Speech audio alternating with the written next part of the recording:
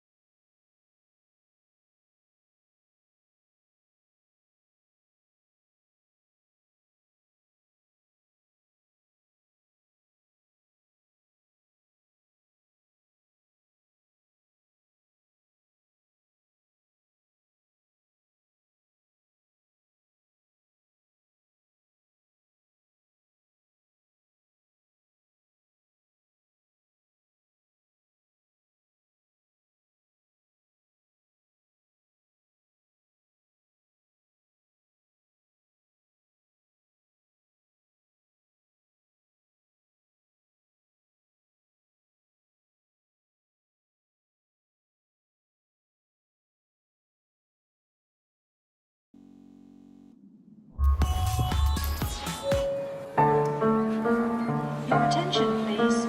Please do not smoke in the terminal building. Smoking is only permitted in the specified smoking areas. Zach. OG, I draw up the play. And then he go get the cake. Then we link up with the gang. Gang. OG, I draw up the play. And then he go get the cake. Then we link up with the gang. Gang. OG, I draw up the play. And then he go get the cake. Then we link up with the gang. Gang. OG, I draw up the play. And then he go get the cake. Then we link up with the gang. Gang. OG, I draw up the play. Niggas don't know what to think. Thought I get money, you change. What you thought we was the same? Still stay away from them clones. Niggas better leave me alone. Talking about niggas is low. Run with niggas who don't know you. Whoa, I made that zagging when city to city. You niggas not hot in your state. If it was money to get a hit Henny, we get it and never complain. Same go for the gang. And we split it up all the same. I can't really eat, let's stay straight. Cause we go way back in the day. My day ones from back in the day. They still hang around me today. You wanna come round us, you can't. I'm rolling up loud, it's great. Lil' mama, she bad but complain. Cause I'm too in love with my dreams. And I gotta get on the plane. And go get this money with Desi. I draw up the plate. And then he go get the cake. Then we link up with the gang. OG, I draw up the plate. And then he go get the cake. Then we link up with the gang. OG, I draw up the plate. And then he go get the cake. Then we link up with the gang. OG, I draw up the plate. And then he go get the cake. Then we link up with the gang. I get the bag with the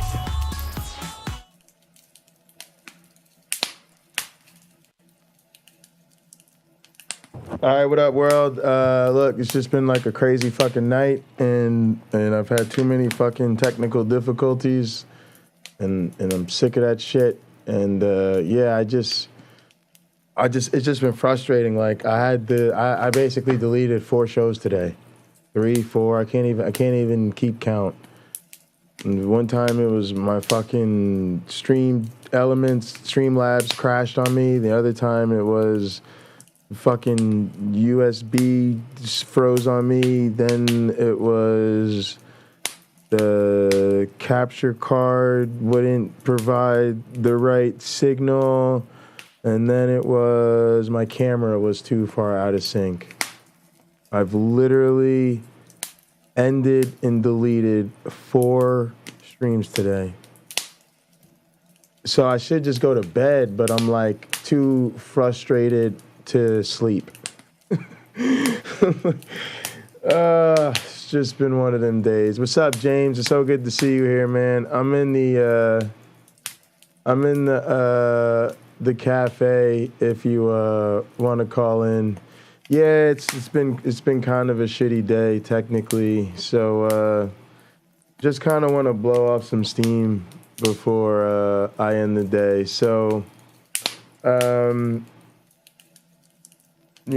gonna keep it too complicated. You know what? I'll play the. What the hell's going on my machines here in front of me? I'll play our Cheers theme song for communion just to unwind a little bit. See if anybody decides to join me in a gather. Oh, James is here. Thanks for coming in, James. I'm in here. Appreciate you. I'm gonna play this song and then we'll get started. Yeah. Boy, you're gonna play what? Thanks, man.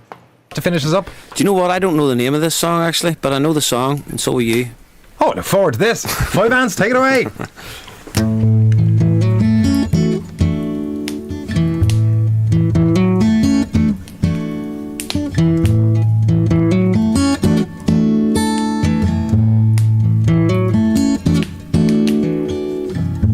Making your way in the world today takes everything you got. Taking a break from all your worries sure would help a lot. Wouldn't you like to get away? Sometimes you want to go where everybody knows your name, and they're always glad you came. You wanna be where you can see troubles are all the same. You wanna go where everybody knows your name.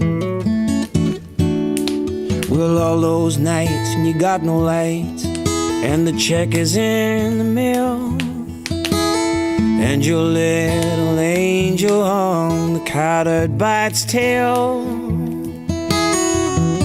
Your third fiancé didn't show.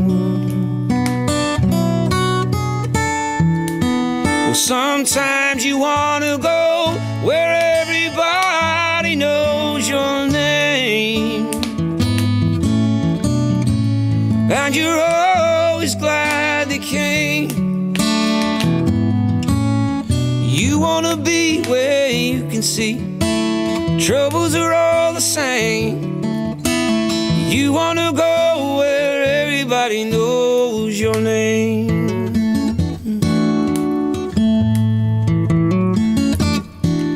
Well, you get out of bed and the coffee's dead. The morning isn't looking bright. You shrink right off to Europe and he doesn't even write. Your girlfriend says she's not a girl. Be glad there's one place in the world where everybody knows your name, and they're always glad you came. You wanna be where you can see troubles are all the same. You wanna go where everybody knows your name. You wanna be where you can see troubles are all the same. You wanna go where everybody knows your name.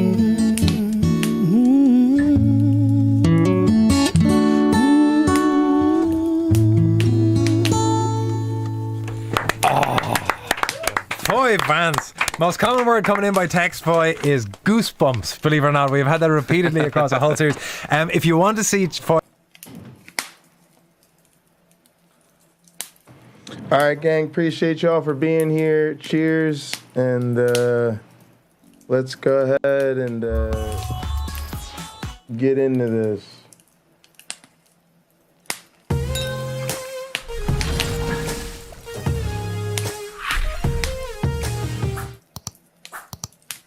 What's up, skeptics? Tom West here. Oh, that's hot. That's hot. Before I dive into this video, I'm going to give away 1, 2, 3, 4, about like 42 or so of these Holy Kool-Aid magnetic bumper stickers. To find out how to get yours absolutely free, smash that like button and watch to the end of this video. In my last video, I shared the extent of my religious upbringing as a missionary kid, youth pastor, worship. James, I have a feeling there are approximately 0 bumper stickers on your vehicle.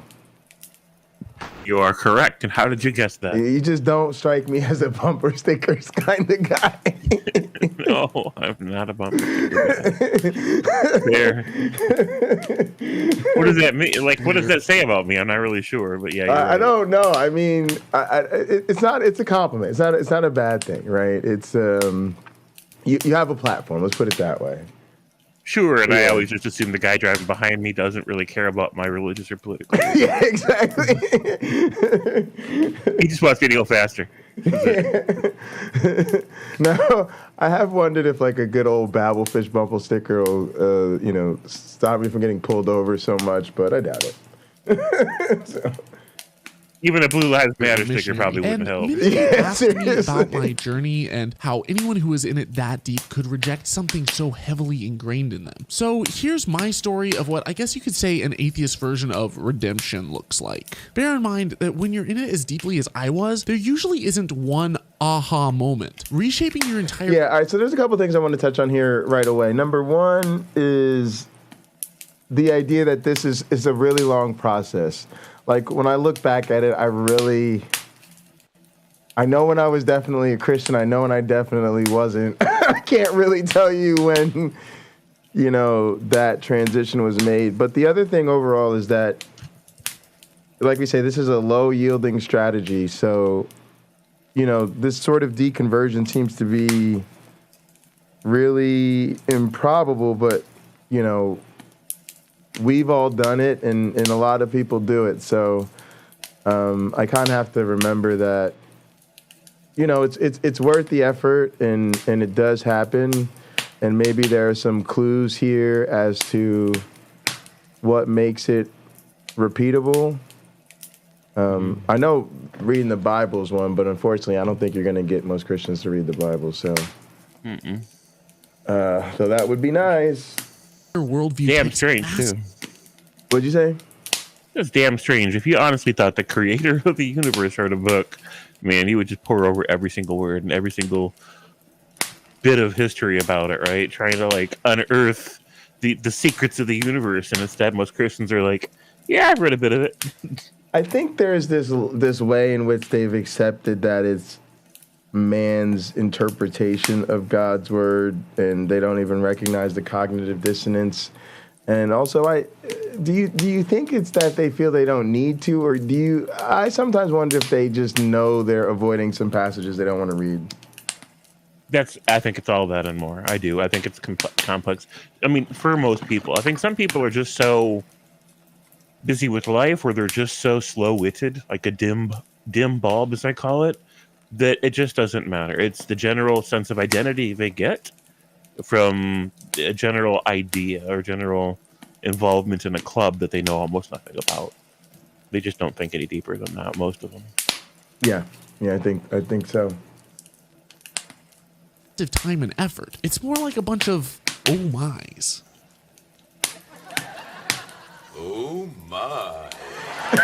6 millennia back in just 6 days. That's the time and length of creation I was sold as a kid. I was taught that scientists lie about the age of the earth and lie about evolution because they're pawns of Satan who just want to live an accountability-free life of sin. That same tall tale was fed to most of the kids in our missionary community, so we didn't really have any dissenters. It just seemed normal. The first person whose opinion I respected who openly didn't buy that was my high school youth pastor, an old earth creationist who believed that Genesis was allegorical and evolution was God's method of diversity building on earth. He warned that I would discover the overwhelming evidence for evolution in college and urged me not to chuck the baby with the bathwater. I didn't even think that there was bathwater. Now, this is a really interesting thing here because, of course, I went to Catholic school and kind of got a similar deal where we were taught evolution's good to go. But yeah, it's really interesting, this mentality that scientists lie and all of this stuff. I sometimes think that that's the more honest stance about Christianity. I mean, I don't know which one irritates me more, the science denying Christianity or the science subsuming Christianity. I mean, I did the whole, like, when I learned about evolution, I thought that was also God's how of, giving us diverse species or whatever. But I feel like that sort of Christianity makes it really hard to find the truth, because you're just allowed to take it all on, and you don't have any definitive claims to stand on so that you can say, okay, this isn't true anymore or whatever. Right, because it's been rendered unfalsifiable. Because completely. You just interpret literally everything that you notice or learn or whatever through the lens, and everything you see just reaffirms the narrative. Absolutely. Sorry, it was an accident. But I think that's exactly what I'm getting at. It's like, it feels like the more falsifiable extremist forms of religion, they're the ones that are more problematic interpersonally or socially or politically. But at least they're making claims when we can be like, no. The other ones are not as seemingly vicious and impersonal, but their stuff just is so, there's no shape to it, right? It's so amorphous, you can't really pin them down. So I wonder which is harder to deconstruct. I almost think the softer Christianity is harder to deconstruct, because the other forms are more vile. They're more vile, so they're socially repulsive, and it's just, you're like, oh, the earth isn't 6,000 years old, done. Whereas the other ones, they're like, no, we're not racist. We're gays are good to go. Women are equal. We don't like slavery. And then they're like, oh, and the earth is old, and evolution's good to go, and the Big Bang's probably true. And then you just left like a little disorienting.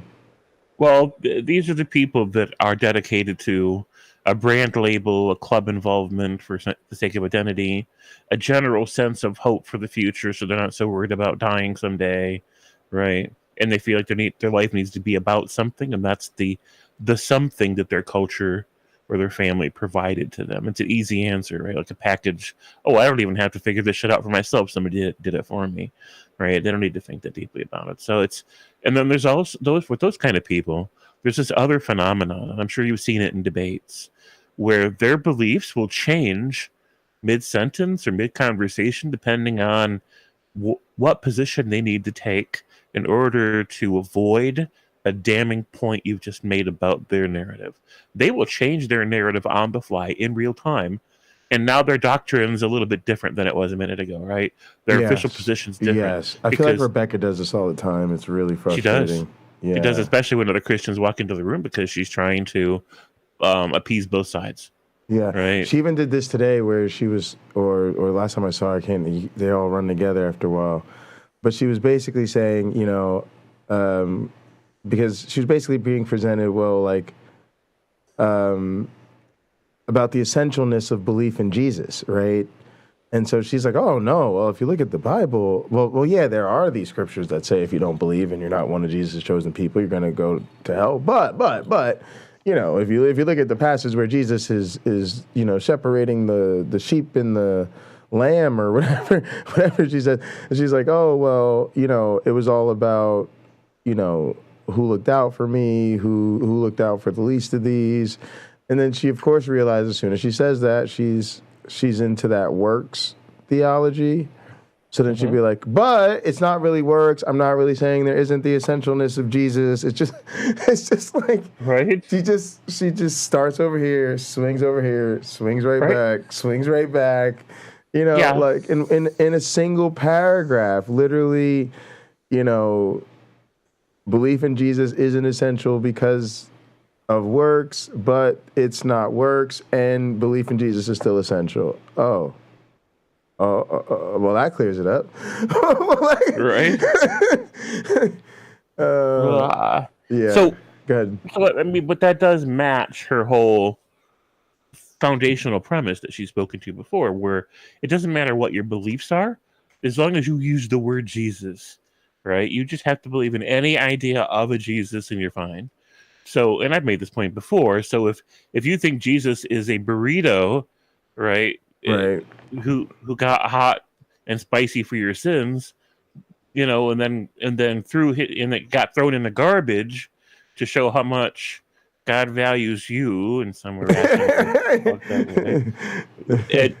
Then yeah, you're good. Like, it doesn't matter what you think Jesus was, right? It's just the magic word Jesus as basically what it is. What it really is submit to any version of the grift, any chapter of the grift. It doesn't matter which flavor, which mafia family it is. Right. Just join one of the mafia families, right? Because we're all working together to try to dominate the world. Right. Now, when I was absolutely go ahead. Yeah.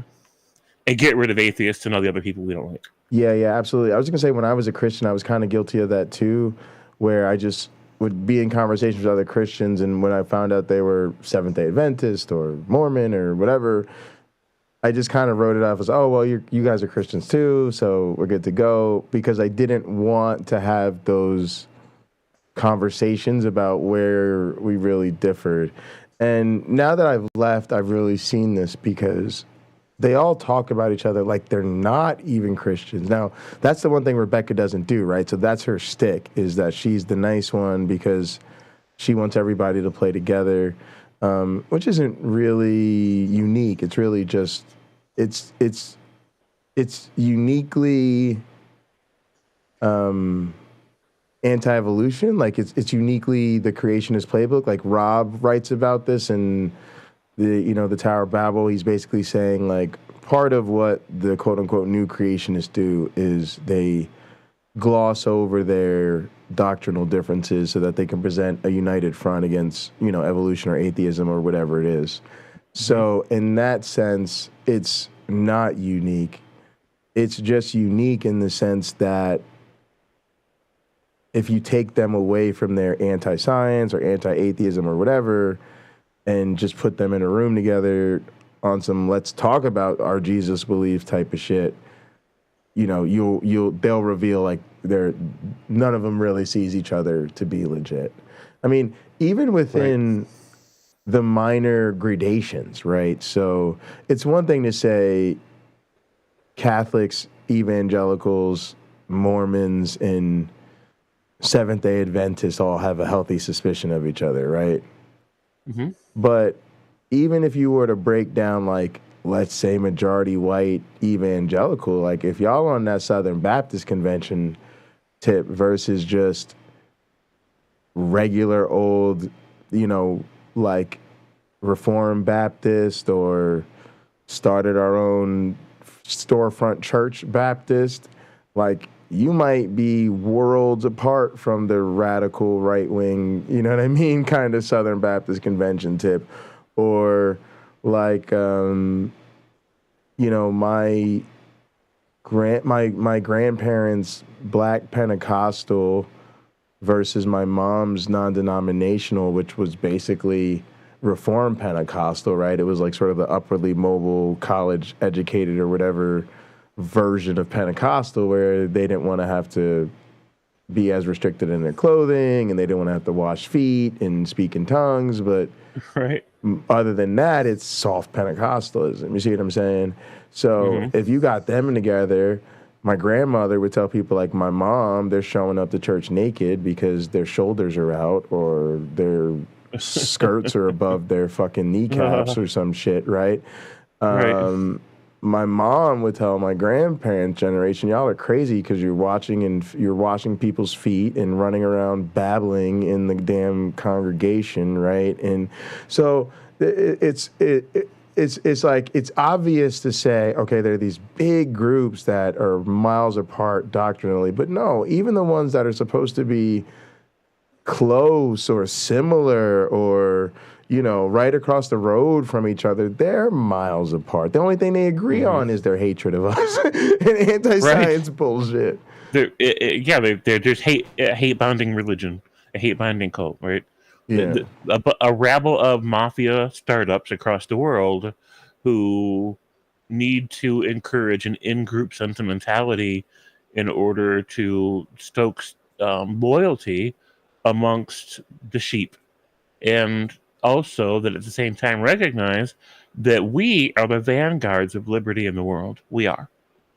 And that if they're to succeed or pick up speed in their efforts for global domination, they've got to do everything they can to delegitimize atheists, to delegitimize any problematic science, and to cause the general public to lose absolute faith in every institution and every path for figuring life out except theirs. Right? It is just absolutely. Yeah, it's just the grift. That's all that it is. And I kind of think some of them, like I think Rebecca knows. She loved so much walking through those Muslim countries where it was God this and God that. Said so in her book, right?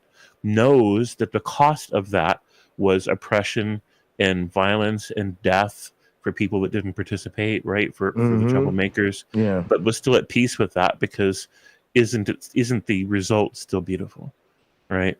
It's just like Sal Cordova in the middle of the night waxing about his imaginary version of an old America and how he wants a theocracy. Right. So when you say you think Rebecca knows, do you think she knows, like, do you think she doesn't believe and she knows, or do you think she knows that the way she is arguing is dishonest?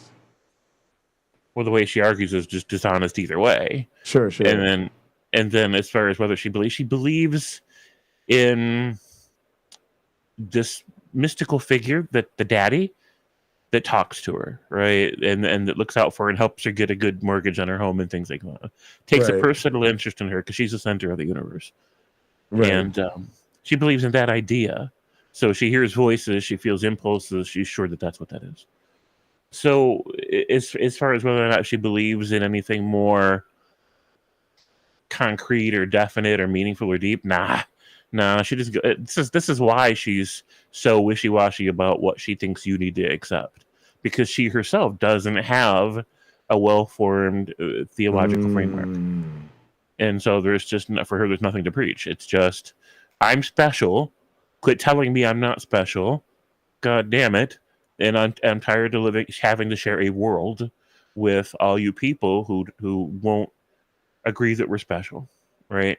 Wow. And you're just all going to have to die, but we'll get to it later. We'll get to that later, right? Yeah. And what do you think motivates the return to YouTube then? Because to me, it almost feels like laziness. It just felt like she gave away the game. Basically, the mall was too hard, and she realized, why the hell is she doing that when she can stay home practically in her sweats, I guess, and then get all this praise and adoration even from the other side.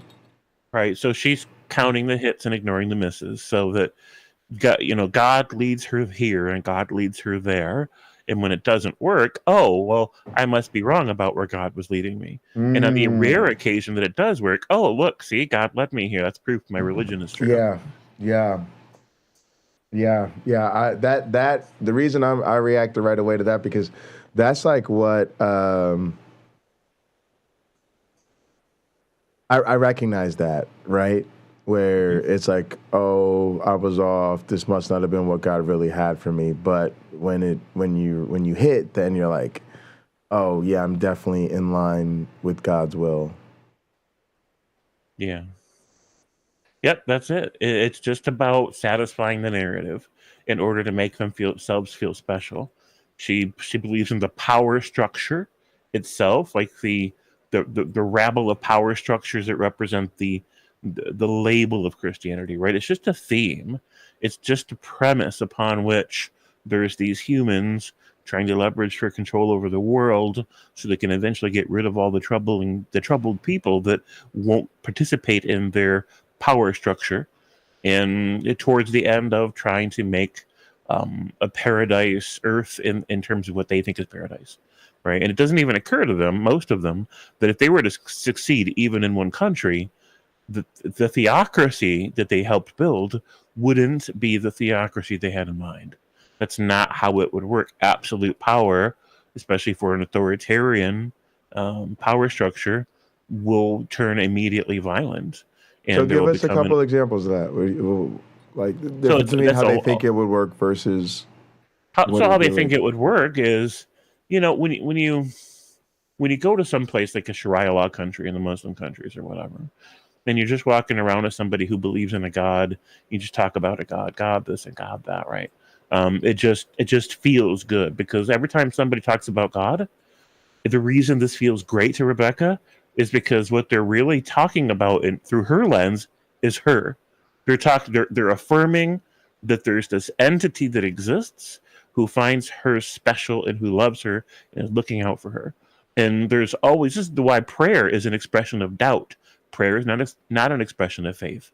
It is, holy shit, I need this constant reassurance that you're up there and that you're guiding my life and you have a plan for me and help me understand like why things don't seem to match what I'm expecting and help me have faith and endurance and stuff like that, because they don't really trust the guy that they think's at the wheel.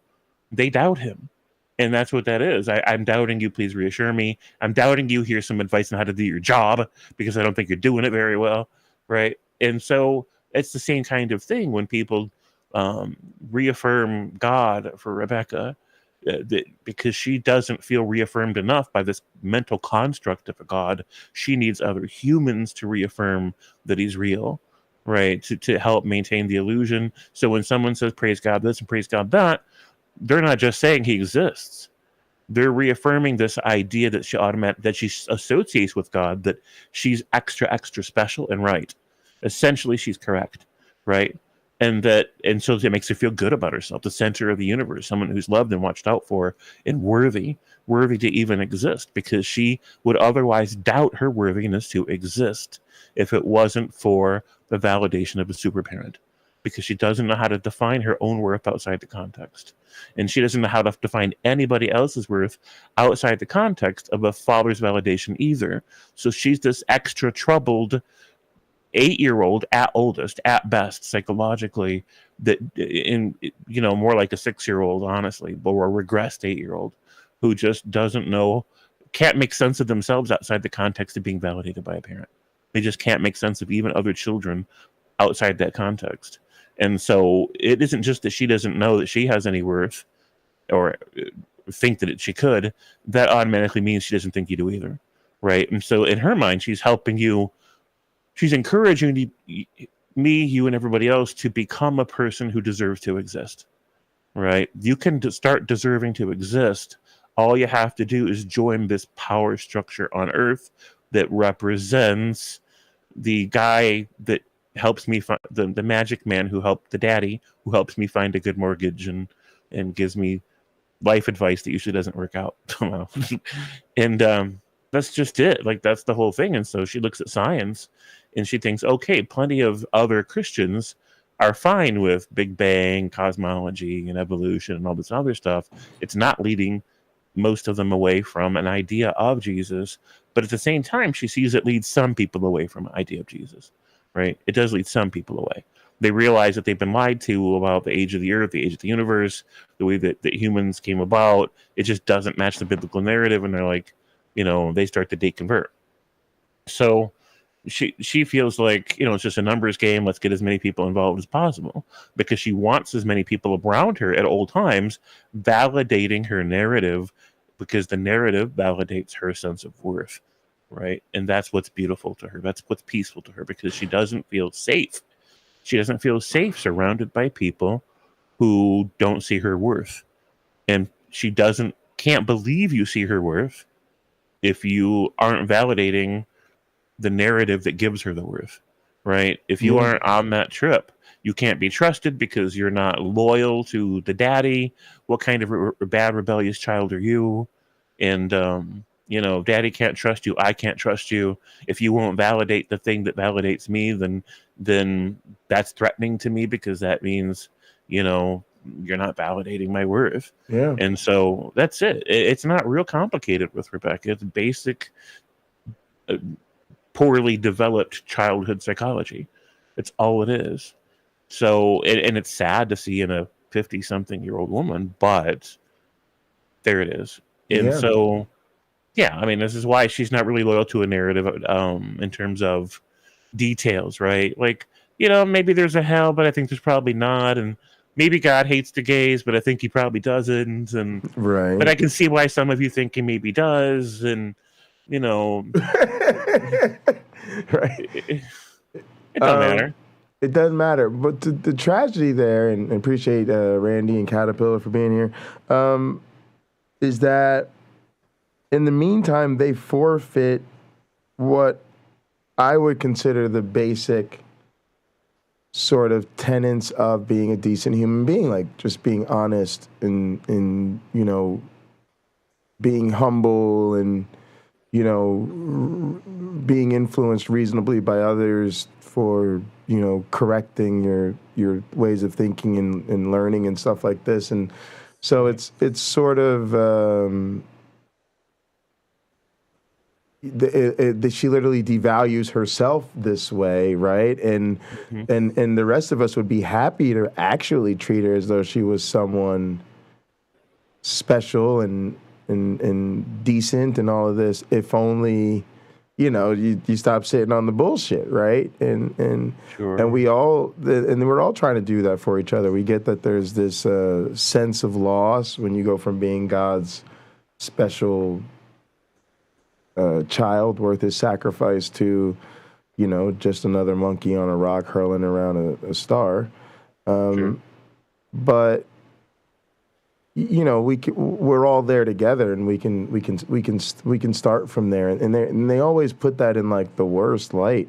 Like, to me, like even the language of being deserving of life, it's so interesting. It's like, I didn't ask for life. Life's just fucking shitbag. So we're all deserving of it because we all have to go through it, right? And so just by you being burdened with being born and ultimately burdened with whatever it's going to take to live and pass the time and die, like, man, to me, that gives you incredible worth, because it would have been a whole hell of a lot easier for all of us to just never be. Right. Yeah.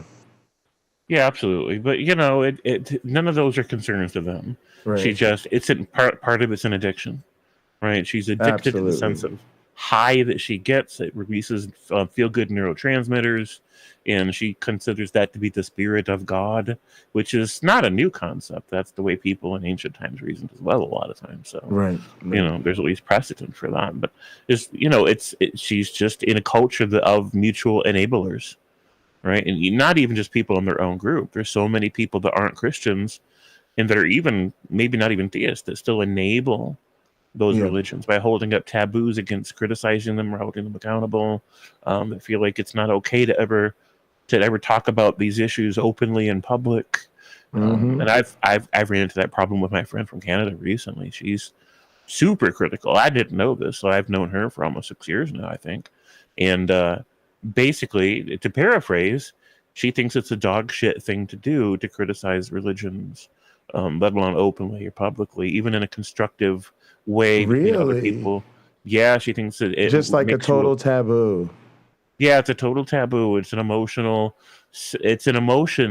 that she's trying to rationalize, is what that is. And I've seen it before, even amongst really smart people. Yeah. And what I tried to explain to my mom, because I'll just quickly, James, I just think people eventually should realize how brave we are because of that taboo. It's so hard. Sorry, I was just kind of surprised to hear that. Go ahead. Yeah, I mean, it surprised me to hear that. So here she's known me all this time. And she's known, she's seen my Facebook posts, and she's seen my blog, and she's seen my my YouTube videos and stuff. And only now, after all this time, does she let me know that she's been basically judging me for it. The whole time she's been seeing it as a dog shit thing to do that generally only dog shit people do. And that I'm lowering myself. Wow. And not pursuing my higher, better self. That would just let it go. Yeah, it's just contradiction, because on one hand, I've got all these great qualities that she's learned to respect and appreciate, because I've had a major positive impact in her journey. Sure. Significantly.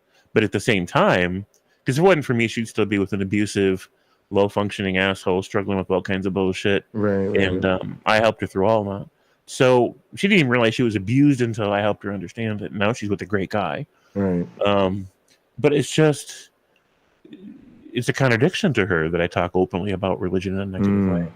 even for reasons. And I tried to explain to her the nuances and meanings, but she just doesn't I don't want to call it. She's not dumb. She's just hasn't developed that particular domain of her cognition. Well, you know what? I feel like that can be a result of the programming, and I feel like sometimes that in our community, like with like so for instance, I'll just talk about like Richard Madsen, right? Like where I feel like it's a real problem where people are almost like too hesitant to be hostile, in my opinion, and maybe hostile is not the right word, but someone shouldn't be able to be that far off, that much interfering with our journey, that here to push nonsense on us, and they just say peace and respect, and then all of a sudden the floodgates open, and you know, it's, oh my God, he's so smart, what a great guy, and I'm like, to me, it's just you know, falling for the cult mentality all over again. It's sure. Exactly what people said about Jim Jones. Yep. Right. And so my friend believes in a God, generally speaking. She just doesn't believe in the Bible. And so I think part of it is mate selection. Because I've recently read some things about how one of the things that modern women use for mate selection is that they evaluate whether or not you are going to be successful in the social landscape in which they operate. Or they want a guy who will be well received and can successfully navigate and prosper within the social landscape that they exist. Yes. She's poly, and she has considered, even recently considered, you know, that there may be opportunities there with me, and I didn't jump. I neither turned that down nor accepted it. Like that's just not where I'm at right now in my life. And I'll let her know when it is, and then we can maybe have that discussion. I've been very honest with her about that. Right. But at the same, and she's very attractive, and she's young. She's like what, 32 now, I think, or something. For me, that's okay. Yeah. So, anyways, she's I think that's part of it. She's just like, you know, this guy isn't going to do well in the social landscape of our. She's in Canada, but it's not all that different from us. There's a lot of religion-minded people and a lot of supporters of religion who hold up those taboos. And I think she worries that I'm just going to end up sabotaging social situations that are going to cripple my ability to provide, basically, for a family, or help provide for a family. Yeah, or even just to be comfortable in when, you know, out and about with you or within certain circles. Yeah, that's something. And I think of it, I've always thought of it as like a reproductive cult or fertility cult. Sometimes I say it, which is sometimes a misuse of the word, but that's why, because there are so many rules on who you can and can be with, and that's exactly what they want to turn it into. It's a great irony my mom hasn't realized yet. She's always been so with this thing where it's like, you know, a good black man is serious about his relationship with the Lord. Well, pew, you just look what you just said about your son, right? So it's like the message they send doesn't matter how good you actually are. You know, like you said, you're not going to thrive in the social environment if you're not serious about that relationship, because everybody's going to think you're not good because you don't want to bow your head for prayer and cause all these awkward moments, right? Right. And so the woman I was with last, like, what was it, almost 9 years ago now, she wasn't Christian at all. She was like kind of a bit woohoo in her beliefs, but she wasn't Christian at all. In fact, she admitted to me Christianity is just a religion of children, like people that are just child-minded. Sure. But she had so many Christian friends in that rural Midwest American community that she was in. And she wanted me to quit posting shit on Facebook or being, you know, and stuff like that, because it was outing me basically as this person who would never be accepted in her social landscape. And but at the same time, like, she was super critical. She was, you know, behind closed doors, she was critical, but she never on social media or anything. Right. And I understood that there's some practical concerns with that. But to your point, that's enabling it. That's the type of taboo that is making the Great Awakening take that much longer. Absolutely. Right. Absolutely. I'm going to roll some tape. Yep.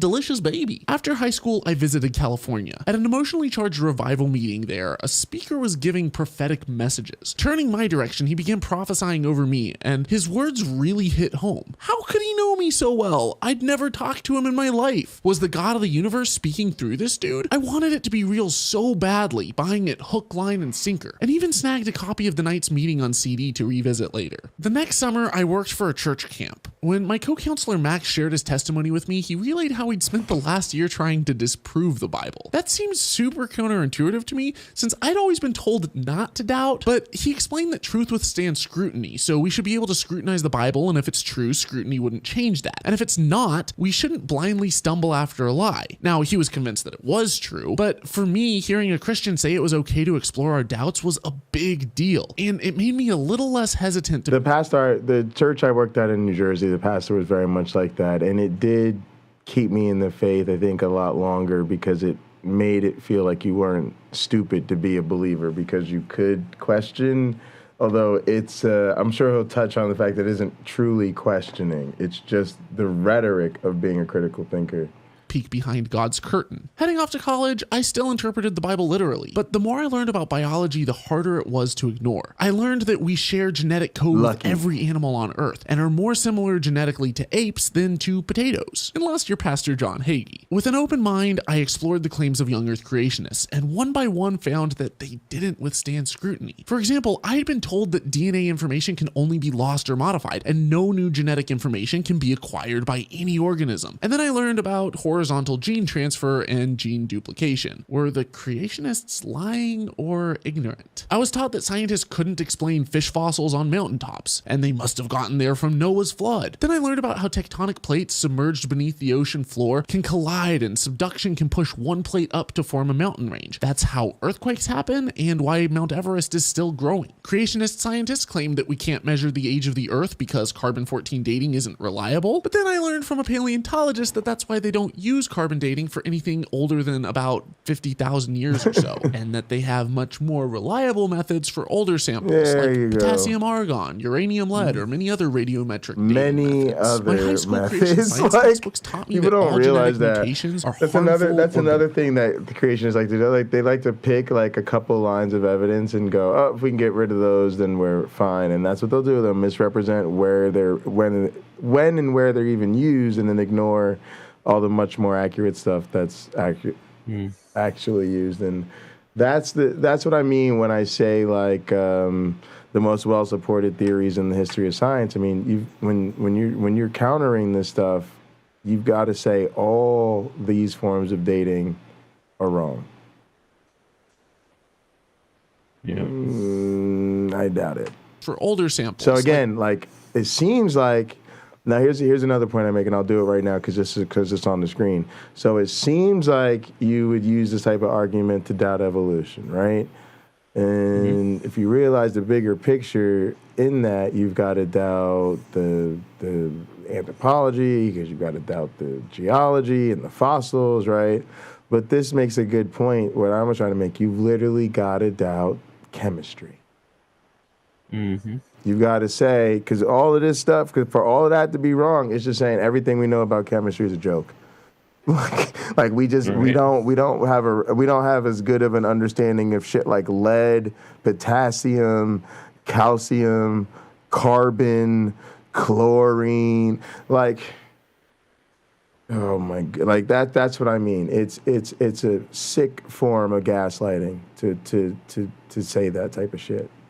Mm-hmm. Potassium argon, uranium lead, or many other radiometric dating methods. My high school creation science textbooks taught me that all genetic mutations are harmful or benign and never beneficial. But then I learned about positive mutations for denser bones, malaria resistance, cold tolerance, higher lung capacity, super strength, hyperflexibility, better memories, and so much more. I'd been taught that animals could have genetic variation within species, but would always remain the same species. Then I learned about ring species that shared a common ancestor ancestor, but diverged enough genetically to where they could no longer reproduce with each other. I was told that vestigial organs were a myth and that we're masterfully designed and every organ has a purpose. Then I learned about whales that still have the remnants of leg bones, as well as multiple vestigial traits in humans and other animals. Were creationist experts liars or just completely clueless to basic science, making them not experts? In some cases, I found that they were either straight up dishonest or extremely lazy in their research. Like when Dr. Steve Austin and the Creation Research Institute attempted to discredit radiometric dating by showing that measuring a newly formed rock sample from the Mount St. Helens volcanic eruption yielded 5 conflicting dates. However, the creationists knew they were using the wrong equipment to date the rock sample. Their equipment wasn't advanced enough to accurately date rocks younger than 2 million years old. Leftover argon residue from previous dating analyses could contaminate the equipment, causing memory effects and yielding an inaccurate result. And it gets even worse. Rocks formed in eruptions like this can contain older contaminants called xenoliths, which incorporate into the melted rock and can throw off the dating results. The creationist researchers knew this, but ignored the scientific standards and made zero effort to separate out the contaminants, making their dating of such an impure sample a pointless exercise in futility.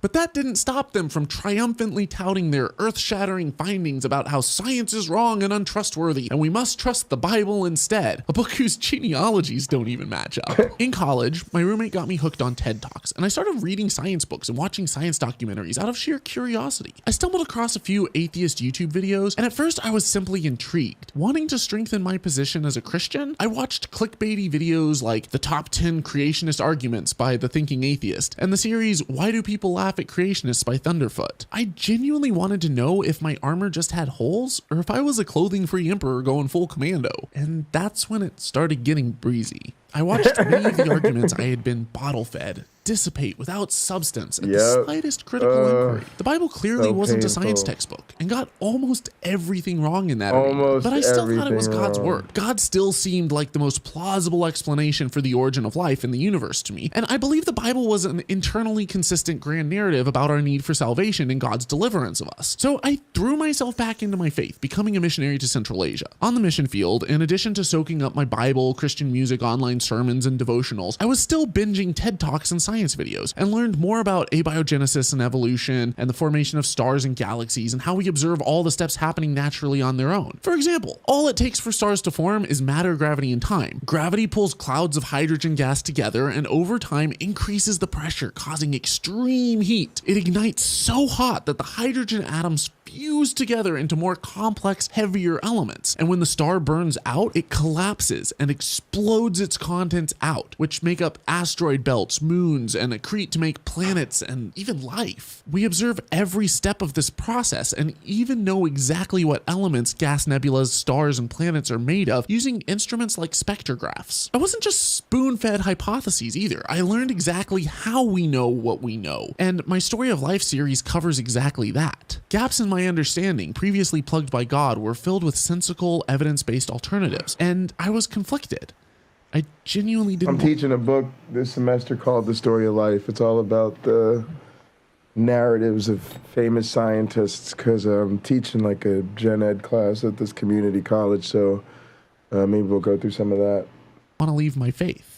I loved the community, and my whole worldview had required the Bible to make sense. I didn't know how to find meaning outside of it yet. I was unaware of any secular community, and my pastors had stigmatized atheists so heavily that the thought of becoming one was unthinkable. So when my best friend came out to me as an agnostic, I freaked, and I tried really hard to convert him back because I still believed in hell and I didn't want him to go there. But him leaving his faith and coming out to me helped normalize it a bit. You know how I mentioned my prophetic destiny spoken by the California prophet? Well, I went back and listened to it years later, and there was nothing special in it. He claimed he saw great changes in my life, as though I was standing before 3 doors. But I was 17. I had just graduated from high school and was contemplating college, college, the mission field, the military, and other options. The plethora of choices that hits you at that age is ubiquitous. He also foresaw great things in my life, like I was going to be a strong warrior for God. I wanted that to be true, so I latched onto it. But honestly, in retrospect, I've deconverted way more people than I ever saved. But I can see now how in my emotional state with the music and the attention, how I could connect the dots and try to make the reading fit my life. Like you do. After my mission trip, I started watching more atheist content. Dark Matter 2525 helped me see a lot of my positions from a new light. Jacqueline Glenn and Christina Rad helped me overcome the stigma in my mind that all atheists were angry, ugly devil worshippers. And James Randi's documentary, The Secrets of Psychics, led me to be very skeptical of the paranormal. And then I started exploring the internal consistency of the Bible. I'd always been told that despite having many different authors, there were no contradictions in the entire thing. But I'd never actually read it cover to cover up until that point. I watched Non-Stamp Collector's video on biblical contradictions, and it piqued my curiosity. I went so far as to purchase Self-Contradictions in the Bible by William Henry Burr and The Age of Reason by Thomas Paine, and then started reading the Bible itself, beginning in the beginning, because it's a really good place to start, and then plowing cover to cover. I'd skipped large chunks of the Bible as a kid, but was still intimately familiar with most of it. You can't have over 20 years of sermons every Sunday, devotions every morning, and memorize giant chunks of it without learning the Bible pretty well, or at least knowing the parts that they tend to focus on in church and Bible studies and stuff. But reading it like this was different. I was open-minded and was actually looking for contradictions, errors, and whatnot. And I was taking detailed notes. I couldn't even make it through Deuteronomy before I'd filled pages and pages with problems. So I searched for the top Christian apologists to see how they were handling stuff like this. Ravi Zacharias seemed oblivious to most of these issues. Like he had his head buried so deep in the sand that he couldn't smell that his pants were on fire. I guess all it takes is a spark of critical thinking when you're talking out of your butt and you're spouting pure flatulence. But he had some clever stories, and it was enough to make the average Christian feel good, or at least smug. I liked religious scientists like Francis Collins, and the man seemed genuine and honest, but he offered no reason for why we should believe in the God of the Bible, other than that he had no explanation for altruism without a God-given conscience. But I had read The Selfish Gene. True. Like, come on, bro. Come on, bro. Like, and I hate to say, I'm not down with scientists like this. Like, because to me, they're doing what you talk about, James. It's just like a taboo. They don't want to go there. They don't want their mama to be disappointed. But they're, like he said, they're not offering anything. And so it is confusing to people because to make something that at least is supposed to be so core to your identity, so thoroughly unscientific, and then be one of the world's top scientists. But at least I'm really glad he looked into it, and like many people have realized with Francis Collins and all these other examples, it's just an identity thing, and they can't ever offer you anything in terms of, you know, a good reason for you to believe, which I hate to say it's disappointed, but I mean, I feel like they're setting us up for this failure, right? Right. Yeah.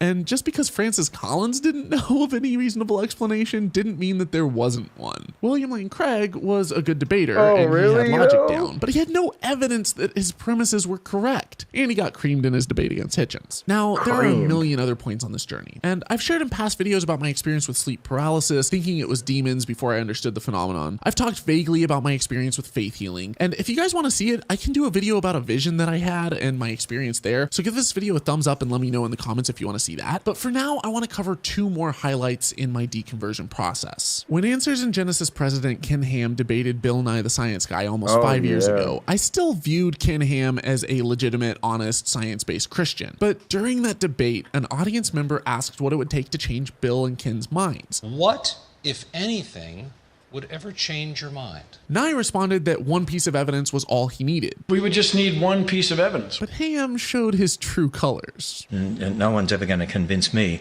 that that the word of God is not true. He said it as if closed-mindedness was a badge of honor. What a disgusting joke. I felt insulted and violated that for decades I had been told that scientists were closed-minded liars and creationists were following the evidence. At that moment, I was out. I stood up from my desk and I literally blurted, "I'm done." Bill and I took a lot of... Wow. Now, for me, I had a similar moment. I've talked about it a little bit, but it was when the creationist group sort of manipulated student group to come to campus and have a debate, like, because they called out my mentors. They called out Rob Pennock and Rich Lenski and Charles Afria. It was just, I didn't go. I remember I couldn't even go because I was feeling so, like, how could I sit there identifying as a Christian, watching them attack my mentors? Like, but it was a similar thing where I guess by that point I knew I hadn't believed the claims for a while, but at that point I was willing to leave behind the identity, right? That was the, I no longer want to identify with these people moment. Because, and I think, you know, I've talked about that story, but I've never really tried to deconstruct it. But now that I hear him saying this, it makes me think that a big part of that was similar, where it was sort of me realizing that they didn't care about the truth, right? Because I'm with these scientists, so I know that even if you don't believe in evolution, there's absolutely nothing suspicious about these scientists, right?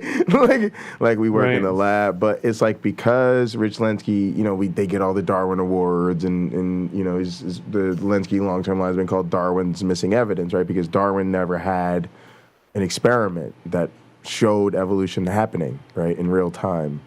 And so, you know, we have all that, but it's boring, right? It's just a bunch of E. coli and a fly. It's just like a very simple.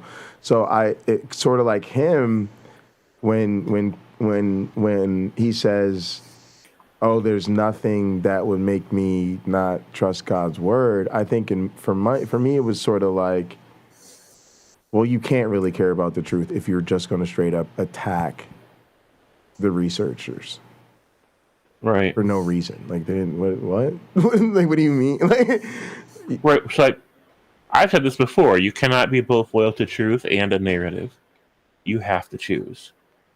If you're loyal to a narrative, you are not loyal to truth. Right. Yeah, and I think that was when I was like, oh, I can't identify with these people. Like, this is it. Man, yeah, it's crazy. This is a great story he's telling. Whack for that debate. And people told him that he was giving legitimacy to Huckster Ham. But I disagreed. Myself and many other Christians already saw Ham as legitimate, and this debate exposed him. Years later, I had the privilege of meeting Tracy Moody, who submitted that question, and it was awesome being able to thank her in person. I would put a pic of the two of us together, but the pic I took was blurry with a crappy lighting and angle, and she hates that picture. So, Tracy, next time we see each other, we'll have to get a better one. I also got to have dinner with Bill Nye at SciCon, and it was great being able to tell him that story and thank him in person too. By the end of that debate, I was no longer a Christian. I didn't really believe in God, but the fear of hell was still. So growing up, I was not a science geek. I did like Bill Nye the Science Guy. I watched it if it was on, but I definitely didn't watch it religiously. I couldn't tell you what time it came on or what channel, right? I wasn't that into science. But I really, as an adult, starting in graduate school, you know, like him, in large part due to that debate, really appreciated Bill Nye for like being, like, bearing the badge of atheism and really, like, you know, representing how he feels like science is incompatible with these things. So I really appreciated that. And then for me, as somebody who's very much not typical in the way I present myself as a scientist, I really valued Bill Nye kind of going late night with shit.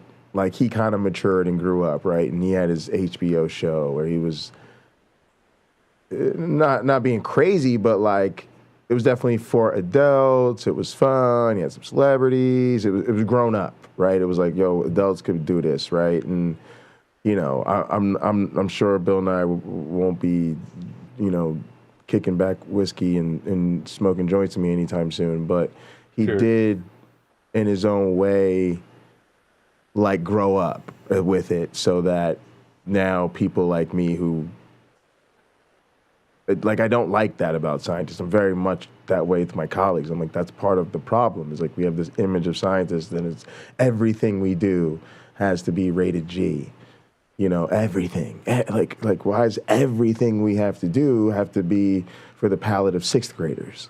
Like, people are grown, and that's part of the reason people think scientists are corny and they're not cool and they're dorks, because you act like dorks all the goddamn time. You know, one thing I liked about being in like law and politics is that shit's grown and sexy. You know what I'm saying? Everybody's suited and booted. You always eat at the nicest restaurants in town.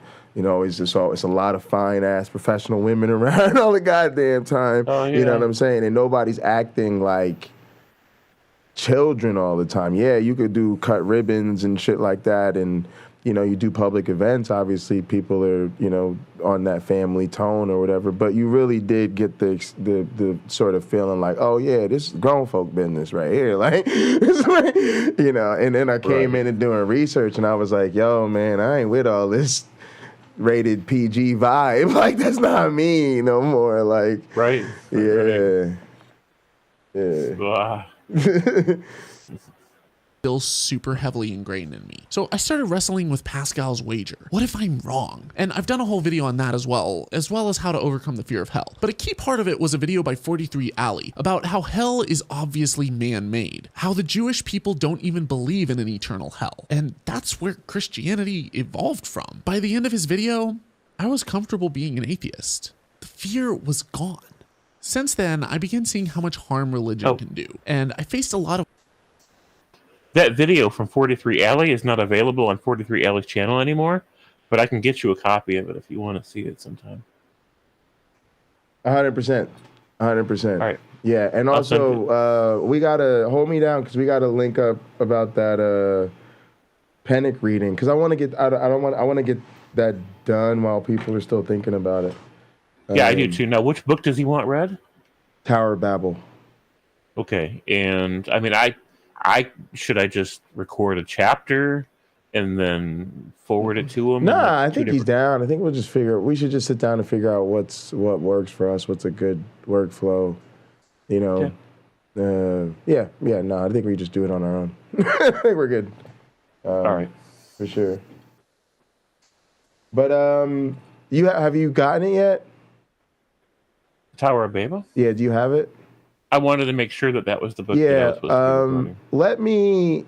I get paid this week on Wednesday. Let me wait till then, and I want to send it to you at least, because I feel like if you're going to work on it, that's the least we can do is I'll provide the book for you. So give me a few days, James, and I'll send it to you this week. All right. Is it cheaper to do a digital copy? I don't think there is a digital copy. That was one of the things I was telling him about. Yeah, I don't think there's like an ebook or anything. So I think there needs to be. Yeah, me too. That's what we were talking about. It's just, it wasn't big when it came out, but I told them, I was like, it's really getting a second life, not just from my stuff, but I've seen other atheists bring it up lately, because it really lays out the case against the various forms of creationism and so well, and because the Tower of Babel story is undervalued. It's another example of a creationist versus evolution story that gets away from the origin of the species. Yeah. And what that does is help people see that evolution is like a broader approach to more. I want to say it could be the basis of a worldview, but I'll make that case some other time. But yeah, that's even the stuff I want to do. I think there's a couple other examples of that. Particularly the one I'm interested is the one about race, right? Because again, we know there's the evolutionary narrative of why we have different skin colors, and then the history of colonialism and racism and all of that stuff. Very easy to tell. That's the real story. But the Bible tells you the story of what? Ham and Shem and whatever, right? And even if you go to the Creation Museum, they have that built into their shit, where the children of the one child are European, and the children of the others have Asian and African features, and the children of it's like, nope. Wow. Nope, wrong. Wow. So we don't realize that. Like when we say creationism versus evolution, we always assume we're talking about the origin of species, right? But we could have the same conversation about, language or race. And so it really, that's another deeper level of the incompatibility, right? Is that The God magic happened is always what the Bible's about. So of course it's not going to be compatible with our natural explanations if we're honest about not necessarily the facts, but how we arrived at the facts. That's where people always, because people always want to say I have a form of religion that's compatible with science. Yeah, you can post hoc make it compatible with the facts, right? But it's never going to be compatible with how you arrive at the facts. Right. Yeah.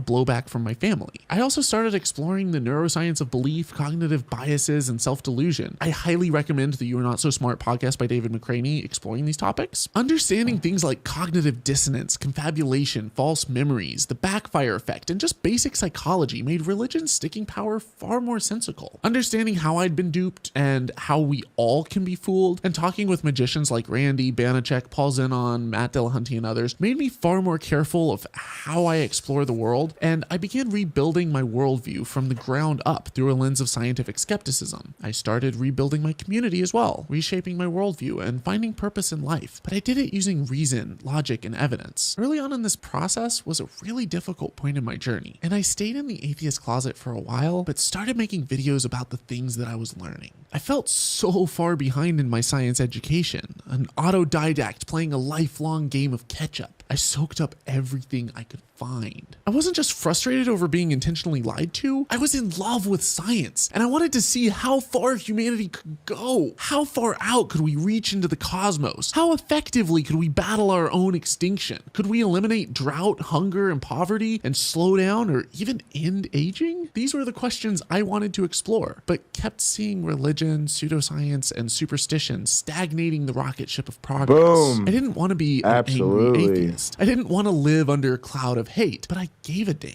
I started making videos full-time, sold almost everything that I owned, quit my IT job, took out a $20,000 business loan, and moved to Southeast Asia, where I could live cheap and stretch out my funds till Holy Kool-Aid broke even. When I came back to the States, I took out my retirement and did the conference circuit. My car doubled as a bed and a recording studio. Anytime Fitness was my shower, and the coffee shop was my office. Holy Kool-Aid has come a long way since then, and has been featured on national Canadian radio stations, Skeptical Inquirer, and most of the big atheist, skeptic, and humanist podcasts, YouTube channels, and blogs, because this story is clearly resonating. Many of you have a shared experience here, and I would love to hear your story in the comments below. We're on the cusp of something huge, but things are still tight, and I've only gotten this far because of you. You guys continue to share my videos, support me on Patreon, and most recently donated literally this whole studio, as well as donations for me to go out and buy a bed. I am extremely grateful to all of you and completely humbled. I don't have a lot, but I want to give a little something back. So I made a bunch of these magnetic bumper stickers. They say, "Don't drink the Kool-Aid. Science is greater than dog." All right, James, I need to let Sam out real quick. Can you hold me down for a few, or should I play something else? Sure, yeah. I've always got stuff to say, even at 5 o'clock in the morning. Okay. One thing I was hoping you touch on, only because he mentioned it and you kind of talk about it a lot, is sort of the Great Awakening and how, us not letting go of these superstitions can kind of hold us back from that progress. And then the floor is yours. But yeah, I'll be right back. Thank you so much, James. Yep. So, superstition. So we all know the basic common ideas of superstitions, right? Like, don't step on a crack or you'll break your mother's back. Don't let a black cat walk through your path. If it does, like, take another route. Don't walk under a ladder. Don't break a mirror. There's all these different ideas. And then there's like sports superstitions, right? Like, you got to have your lucky shoes on or your lucky jersey, right? I mean, there are several different underpinnings for these ideas. And then they end up correlating directly with religious mindsets. So one of the ideas is like an obsessive compulsive disorder, OCD, right? You got to touch the thing or else something bad will happen, or avoid touching this other thing or else something bad will happen, right? There's this mystical forces that you don't understand and don't think deeply about. And then there's this other kind where it's more like empowerment. Like, you want to feel empowered, but you doubt your own abilities to navigate the world, to get the hoops in the net, or to make a success out of your day, right? Even to direct your own steps, right? You just need to feel like you're empowered by and in tuned with these unseen forces. You wouldn't want to upset or offend them at all, right? You've got enough problems. And that mindset, of course, makes life harder than it has to be. Life is hard enough already without all these superstitious what ifs about if you do the wrong thing or the right thing, and it usually trivial issues, right? We see that in religion a lot, where their list of things that you better do and better not do, if you think about it, are impressively trivial, right? Like, make sure you don't say these kinds of words, but make sure you do these particular kinds of like rituals, like prayer ritual, baptism ritual, attending church, going out door to door, depending on what religion you're in, giving sermons, using the catchphrases and slogans of your in group to identify yourself as a member. There's all kinds of things, right? And so with these superstitious ways of thinking, it puts you at a vulnerable position. You are submitting to these mysterious forces because you feel underpowered and unsure of yourself, and because you are hostage to these superstitious what ifs. And this is very much what happens in Christianity, especially fundamentalist Christianity. It's very superstition driven. You better make sure that you're in tune and in good with the mysterious forces that govern our lives. And in order to do that, there's this prepackaged religion that your parents just luckily happen to be in the correct version of, right? And that your community just happens to embrace the correct version of. And so now there's this list of things you have to worry about. A lot of it really affects our lives, right? Like what you can do with your genitals, and which people in your community are worthy of respect or even worthy of the air that they breathe. And so it has real life consequences to have this superstitious idea of this super being in the sky. So now you don't just have a general sense of superstition that you're hostage to. You have a more specific, like you've taken all these superstitious ways of thinking and you've packed them into this embodied super parent being, right? Now they're the ones looking down that will make sure that you get properly smited if you weren't living the right way, if you weren't doing the right things with your day, even to the extent where if you weren't thinking the right things or feeling the right things or saying the right things or whatever, right? Like, then there's going to be consequences. So now instead of worrying about just breaking a mirror or walking across the black cat's path, now you're worried about worldly associations and worried about worldly music and worried about worldly influence and swear words and just anything that you're not supposed to think or say or do, and all the things you are supposed to think, say, and do. And so then if you don't do those things, people start to think that you have a spiritual sickness, right? Oh, you are not right with the Lord. You don't come to church very often. I didn't see you about closing your eyes and bowing your head during prayer. You seem to have these doubts in questions about our religion or our faith, right? And so you're not properly superstitious. You're not properly yielding to the mysterious forces that are constantly looking to decide whether or not moment to moment they're going to smite you or bless you, depending on trivial choices that you make throughout your day. And that becomes a real problem.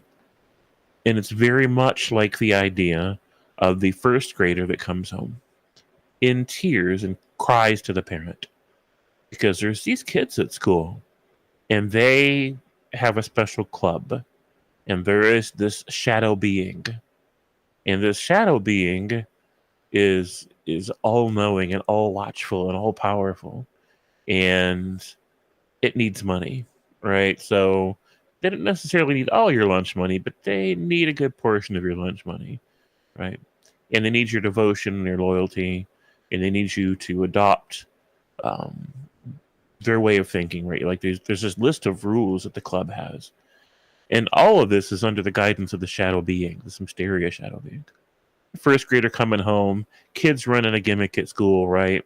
Get some of your lunch money, and to create a club where they get to feel special, and to be able to control the other kids even in the playground, right? Because if you're a member, there are certain expectations and there's a hierarchy of power and of privilege, and certain social rules that may or may not make sense. Certain kids you're not allowed to play with on the playground because, you know, the any boys that aren't masculine enough, girls that aren't feminine enough, people that identify differently, people that have different kinds of interests and feelings. There's this list of people you're supposed to like treat like second-class citizens at best, right? And so the first grader comes home, not just in confusion, but in tears because he's been told that the shadow monster will hurt him. Or him or her, like your child, they will hurt them, right? If they don't join the club and take the club oath and say the club words and pay the club dues and make sacrifices for the club and follow the club rules, and if they don't do it, then the shadow being is going to eventually lose patience with them. And it might be tomorrow, it might be next week, it might be 10 years from now, no promises. Shadow being works in mysterious ways. Don't risk it, right? Pascal's wager. And so the kid is frantic. And this completely changes the paradigm. He can't just go to school and learn things and then try to be pro-social and try to develop. Now all of it, if it's true, has to happen within a structure under the authority of other kids who don't know dick about life. And the shadow being will, according to the club kids, will hurt you if you don't cooperate. Right? He'll feel rejected. Right? He'll feel judged. And doesn't want to have to hurt you. And, because he secretly loves you. But man, if he feels rejected, he's just going to have to hurt you. And it's a choice you're making. Right? And then eventually he's going to come for your loved ones too. Your siblings, your parents, everybody that you love in the world. Going to come for them if they too don't join the club. Right? So now you're also, as part of your club membership, if you join, you're going to be obligated to try to recruit all the people you love into this, because if they happen to die before they join the Shadow Being Club, then bad things are going to happen, right? And if they happen to be alive when the Shadow Being decides to show up, he's going to violently kill them, right? And so that's an awful lot of threat. That's an awful lot of emotional violence, of coercion, of extortion, of power leveraging over your child's life, an awful lot of superstitious thinking that these other children are trying to infuse into your child's mind, right? Put him under the shadow, put him under the presence of this idea of a shadow being that you can't physically see. You can't see them, you can't hear them, you can't touch them, you can't have a conversation with them. You got nothing but other kids' words for it who heard it from some other kids from some other school, and this idea has been passed around, and you're just now hearing about it. The child comes home frantic, extremely worried, and asks the parents, is this true? Is this true? Do I need to join this club? Am I in danger? Am I going to get hurt if I don't? Is this what decides whether or not my life has any value, right? Am I going to become obligated to recruit my own parents and siblings into this club too, where they also make sacrifices and surrender to the authority of the club leaders in the name of the shadow being, or else you guys are going to get badly hurt too, and I'm going to lose you guys forever. And they're in tears. They're absolutely in tears. Now, first grader, maybe their language isn't quite that sophisticated, but these are the ideas. And they need reassurance. Now, as the parent, do you tell your child, I don't know, man, I'm agnostic about the shadow being. Who knows, right? If you say that, then you've chosen zero influence, and the children at school already have positive influence. They have weight, right? Their gambit has weight. That's why your child is in tears. With all these superstitious what ifs. And then If you don't exert a greater weight as the person, as the parent of the child with influence and opportunity, if you take a neutral position, right, then you're partly responsible. You're setting the bad example. You're dropping the ball. You're failing in your parental responsibilities. If you take an I'm not sure, or even if you just take a probably not, I don't know for sure, but probably not, right? Probably not isn't very powerful. Your child's going to end up joining that club, just in case. And it may affect the rest of their life, the kinds of relationships they end up in, the way that they relate to other people and themselves, how they feel about themselves, what they base their sense of value and worth on in the world, what they base their perceptions of other people's values in the world. And they might kid themselves and say, I'm not judging anybody. But of course you are. That's exactly what it means to judge somebody. When you determine what their value to even exist is, right? And whether or not they're a lower or a higher being in some significant moral fabric kind of way, based on the standards of Shadow Being Club, right? You're judging them. You can say, well, that's the Shadow Being's judgments, but you've made those your own, and you're the one evaluating the world through that lens. So they're your judgments. You are judging your peers. You are judging the world, and you're doing so harshly, right? And you end up stuck in this mental hostage scenario. And sure, it offers perks as club perks, right? Like Shadow Monster will reward you someday, right? And you just have to become codependent with Shadow Being, so that whenever you feel weak or timid or confused or insecure or what else, all you have to do is psychically communicate with Shadow Being. And Shadow Being's everywhere, right? He's in every shadow. Go anywhere where there's any light in their shadow. Go in a completely dark room and the whole damn thing is shadow. Shadow Being is everywhere. And so it might not be physical in the sense that other things are. Like shadows are not physical. Therefore, shadows are supernatural, right? It doesn't have substance. Shadows don't have substance. You can't measure shadows. You can't quantify shadows. You can't put shadows under a microscope and look at them. You can't, right? So shadows are supernatural. Proof that the supernatural realm exists and that you're surrounded at all times, watched at all times. Now what you gonna do, bitch? Right? And so it has a dramatic effect on people's lives. Life is hard enough already without living under the shadow of superstitious what ifs. Worse yet, when you give those superstitions presence, when you give it being, when you give it persona, when you give it agency, when you give it agenda, and then you cower at the feet of this conceptualized entity. And in order to please that entity, you have to please and serve and make sacrifices to the benefit of other fallible human beings who are the ones that told you about it. And that's what you have to do, and that's how they expect you to go through your life.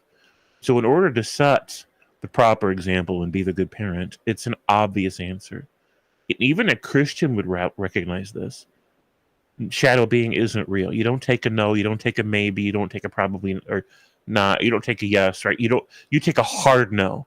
You take an absolutely not. It's not real. Those kids are running a game on you. Stay away from them. Don't give them your lunch money. Here's how life really works, right? You don't have a choice. And the same thing happens, unfortunately, if you are a non-believer and your spouse is a believer and you have children together. Or your mother is religion, right? Or your mother's religious, or anybody in their world is religious. What you want to do, ideally, as a non-believer and a skeptic, what you want to do is not really spend any time talking about how God isn't real. And religion's bullshit. What you'd rather do is teach your child critical thinking skills, how to think reasonably and logically. Train them to understand the different methods that humans use to psychologically manipulate you, to emotionally manipulate you, to alter your cognitions through these backdoor hacks into your brain. Right?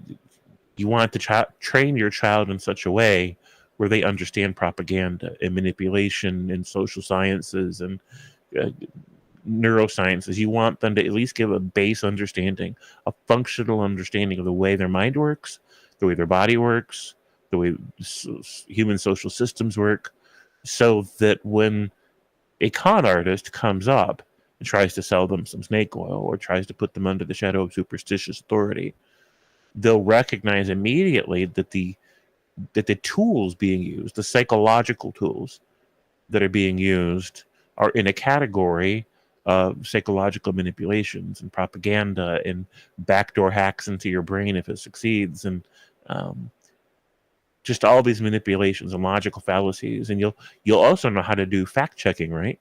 You'll know how to do research in an objective, reasonable way, so that you'll be able to recognize alternate facts when you hear them, right? These are the skills you want to train your child with, and then you want them to make their own decisions through life.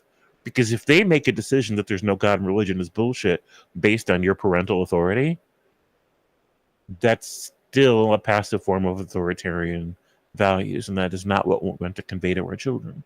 We want them to be equipped to sort that out for themselves.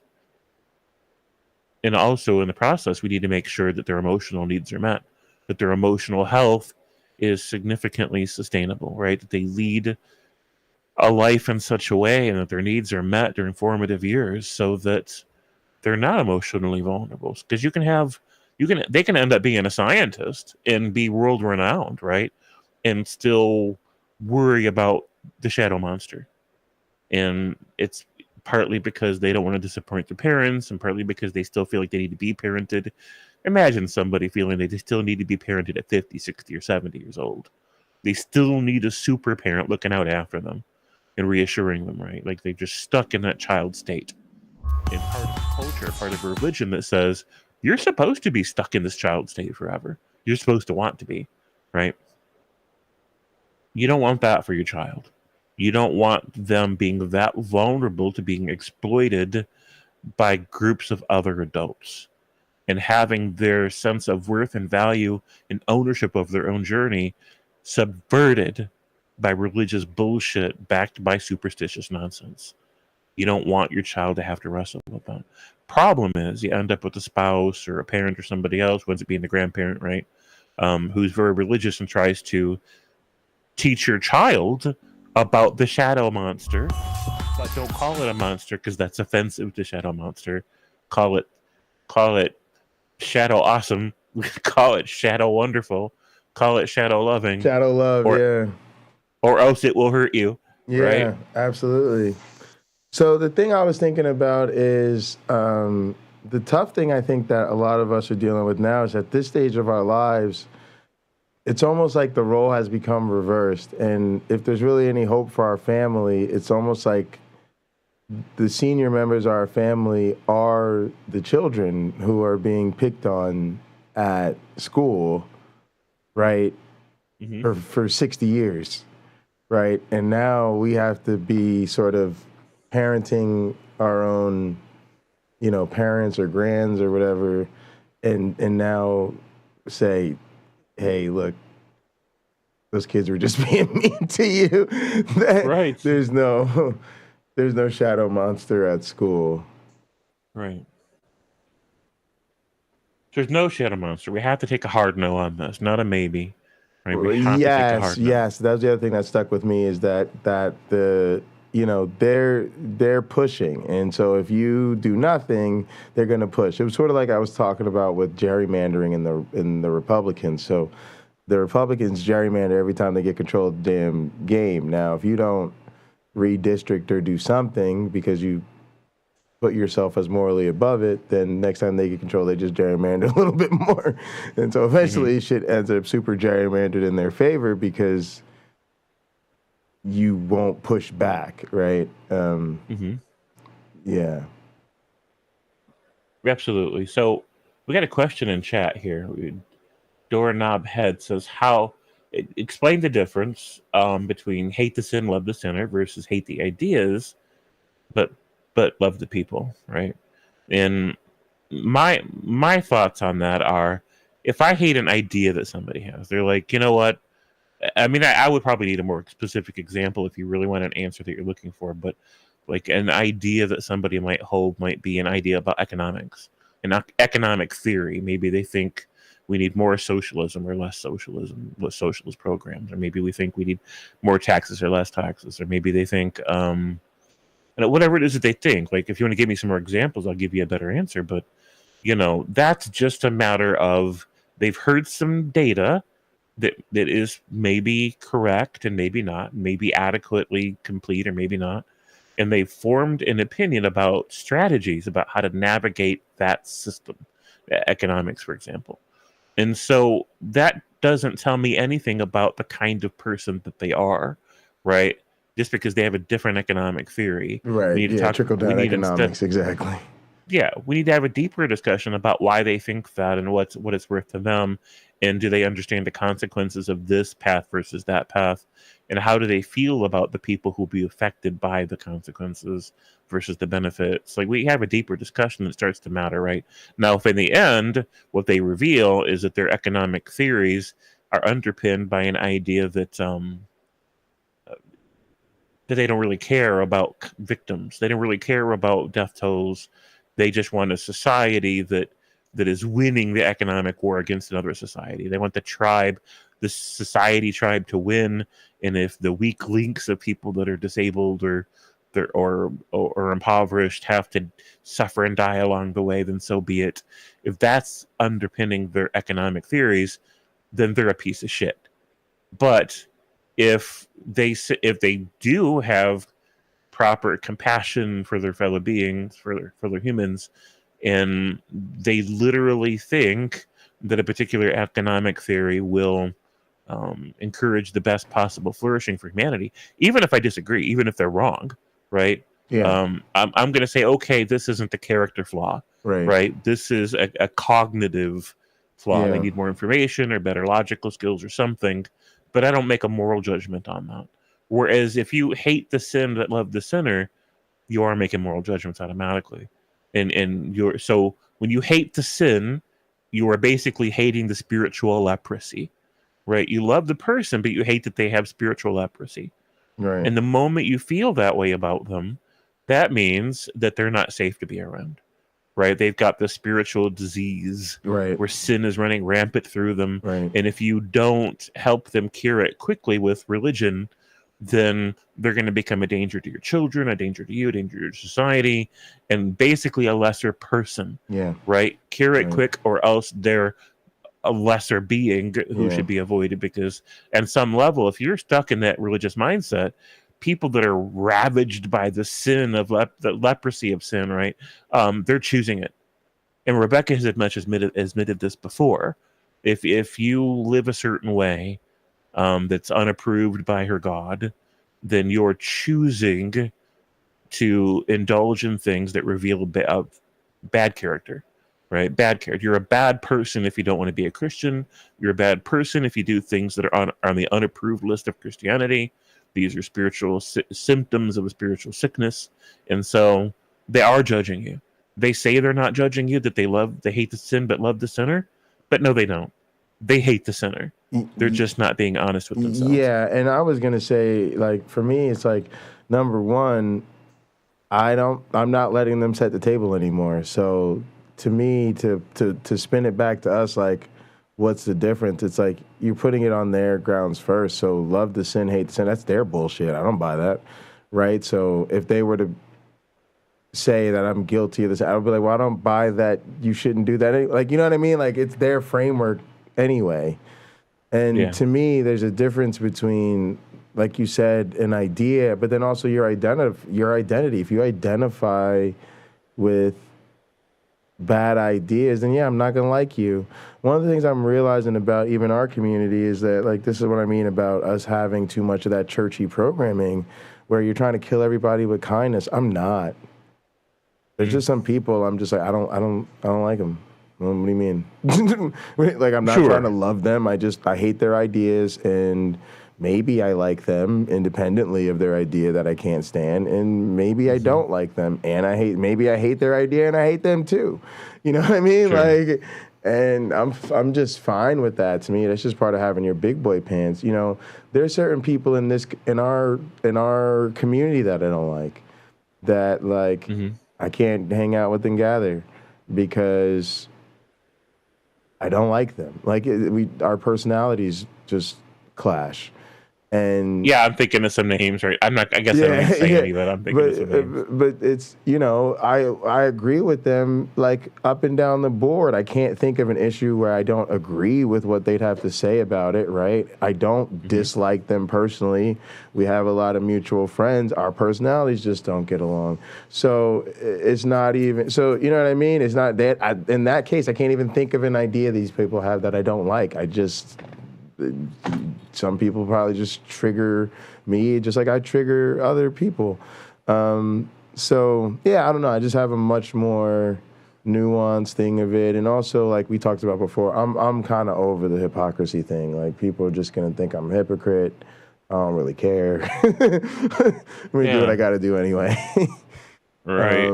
Because sometimes it just lacks nuance. I think people are they're trying to like stop you. I don't know if the comment was doing that, but some people try to stop you in your tracks with this, right? Well, if you won't sit down with, this person, aren't you guilty of ostracizing them the same way they ostracize you? Yeah, cool. You got anything better to add to the conversation? Like, I mean, it's just like, because to me, it's like literally being like, well, you're shooting back at the people who are shooting at you. We're just gonna be like, yeah, we're shooting back at the people that are shooting at us. That's what we're here to do. Like, you know what I mean? Even right. Yeah, I was even gonna say overall this year I've decided like I'm doing less defense, more offense. I know where these people are. I know what they're about. I know an anti-intellectual and a anti-science person when I see them. Why I gotta wait for them to come say some stupid shit to me? Yeah.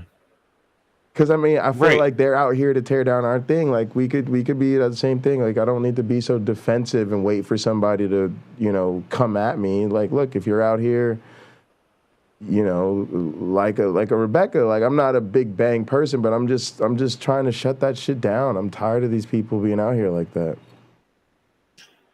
Yeah, it's a problem. It's obviously a problem. And there's this idea that we always owe them a conversation, that we always owe them a hearing ear and more consideration. And so the moment you're like, okay, like I've made up my mind about this particular issue, now they say, oh, you're closed-minded. Right. And I'm like, no, I just gave it more time and attention that it deserved, sorted through it, made a conclusion. Yes. That's the way life works. Right. Right. We all do it. They do it too. They have a long list of shit they've already made conclusions about, not just in the religion, but outside of the religion. Right. Economics and social dynamics and landscaping. Like, they've got opinions about everything and general conclusions based on life experience and the way that their minds have sorted out issues. That doesn't make it closed-minded. Now, if they want to bring something new to the table, fine.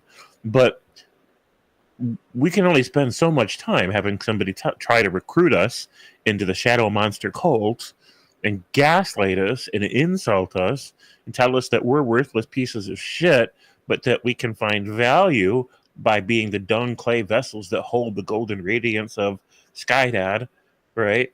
And if that's all they want to bring to us again, why? Why should I sit down and listen to that again? Already heard it, already sorted it out, right? And I just tell them, I'm like, look, nobody has a reason to listen in the first place. There's no reason to listen. And they're like, well, if you don't listen, you won't have paradise and you'll have hell. And I'm like, but I need a reason before I find out that there's paradise and hell to even listen to you in the first place about paradise and hell. Absolutely. What do I have? And the answer is always nothing. They're like, you have to hear the sales pitch in order to become obligated to the sales pitch. And I'm like, then don't give me the sales pitch at all, right? Yeah. Don't try to place me under an obligation to your religion that I'm not under until I hear about your religion.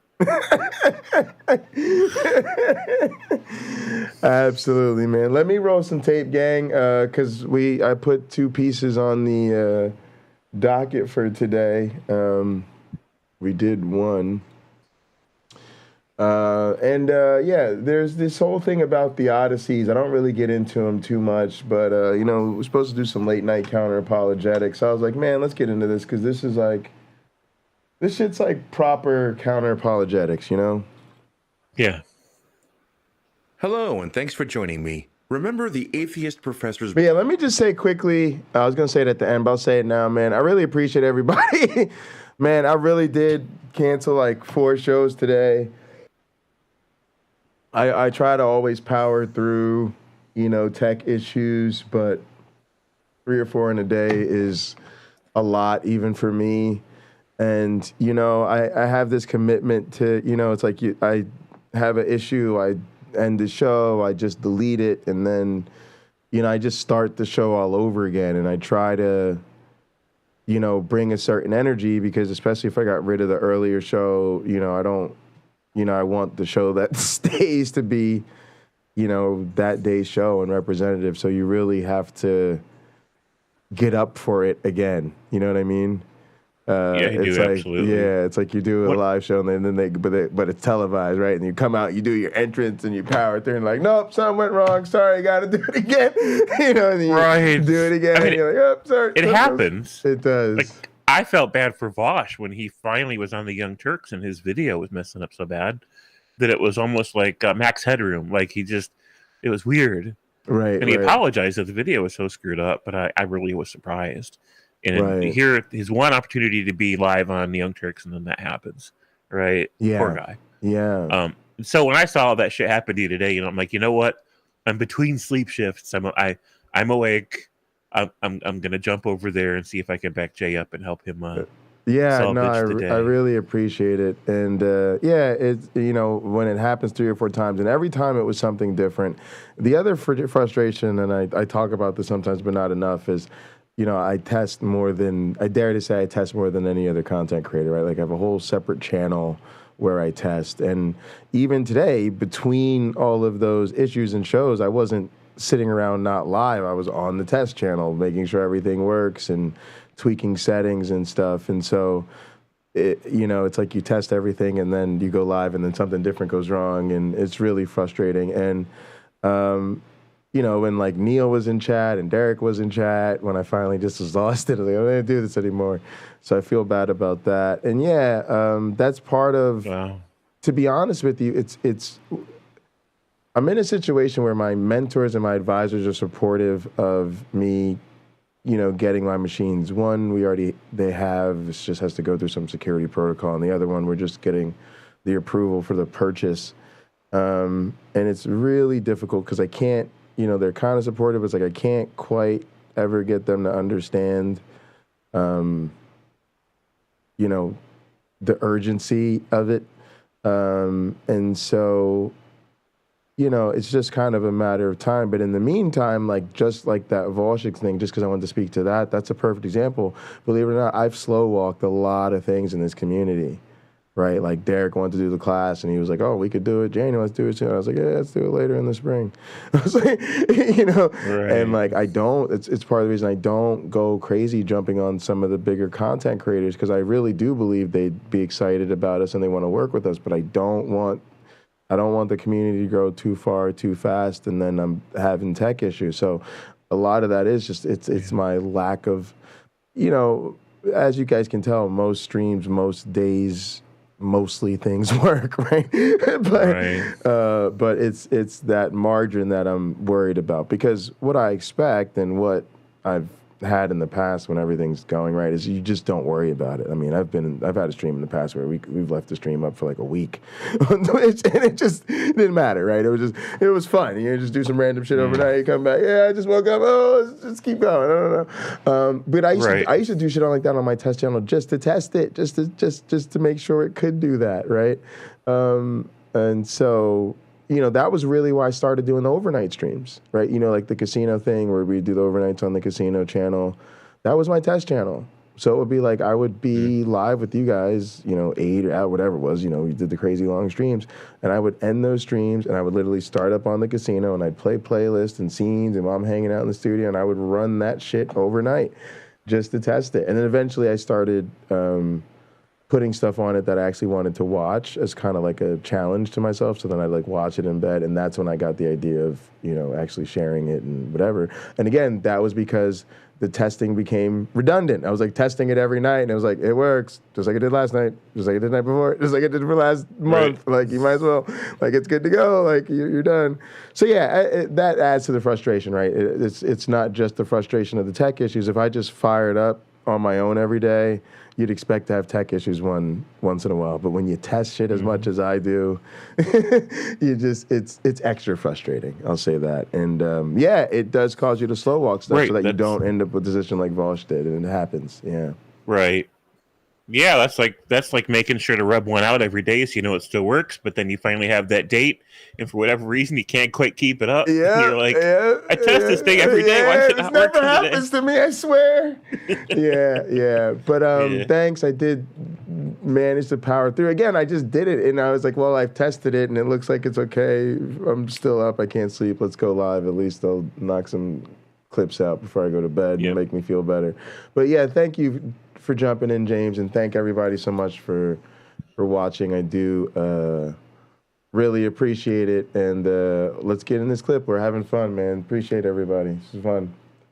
Glad I powered through. Chain email where the Christian student says, if we can't see God, then he doesn't exist. Well, since we can't see the atheist professor's brain, I declare that the atheist professor has no brain. And all the students laugh, and it's a great time. Remember that? By the way, if I ever go into teaching, I'm going to keep a CAT scan of my brain handy for just this purpose. Anyway, this email also introduced a theodicy, or an attempt to excuse God's permitting evil in the world. It says that evil is merely the absence of good, or of God. So according to this fictional student, when a 5-year-old girl is beaten, raped, and strangled to death, it's her fault for not having God in her heart. Or something. It's never been made clear to me how this is supposed to excuse God for anything. Certainly if the atheist professor had... So Nerdy said, one day I'll eventually get around to my full AI channel where I'm not even there. Believe it or not, it's such a weird thing. I look at all these things as broadcast challenges. And so there's a lot of different broadcasting challenges. So, right, James, you could be the host of a show. You could be the producer of a show. You know, there's all these different things. But one of the things I think about is being a projectionist, right? That's the dude who plays the shit at the theater. So there are a lot of channels where the person there either is no person, like there's channels that just re-upload old movies and shit like that, or there's channels where, you know, like they're playing a game or they're having a computer play a game or something like that. But there's like nobody on camera. There's no voice, right? And so I sort of look at it as, because for you who don't know, I'm trying to become like obviously I'm an evolutionary biologist, but I also want to run a science and multimedia lab. And so one of the things I try to do is experience and get experience with all the different types of broadcasting challenges. And so I'm interested in this because if you're like me and you, James, you have a voice, or you think one of your assets is a personality, right? So then there comes almost like well, what if that was cheating? You know what I mean? Mm-hmm. So like, can you broadcast without your personality? You know what I mean? Right. So then it's a very interesting challenge. So the casino arcade became sort of, I would start there. I would start in the chair and eat ice cream and give commentary, but then it was to get people excited about what was playing on the playlist overnight. So it really became about, one, security of the gear. It's got to work overnight. The bots and stuff like that, so that there was, you know, redeemables and interactive, because that makes it interactive even though you're not there. That's why the stream avatars and all that stuff started over there. And then your taste, right? Like, you've got to set it up. It's got to look nice, have a nice aesthetic. And then what you play's got to be good enough that people sit there, especially because if you're playing stuff that they could go themselves watch on YouTube, they've got to trust that your curated list and chilling with the gang is going to be a better experience than them navigating YouTube on their own and finding the same shit. Right.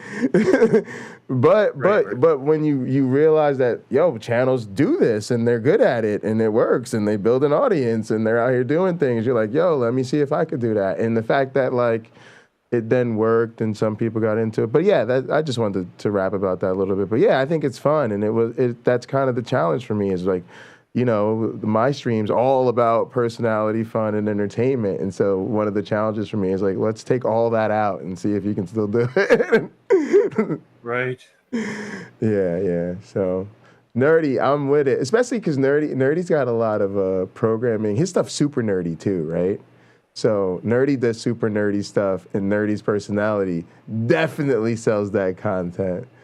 So it'd be fun to see it automated. But I think Nerdy could do it because, for instance, even if they took their stuff out, it's maker stuff.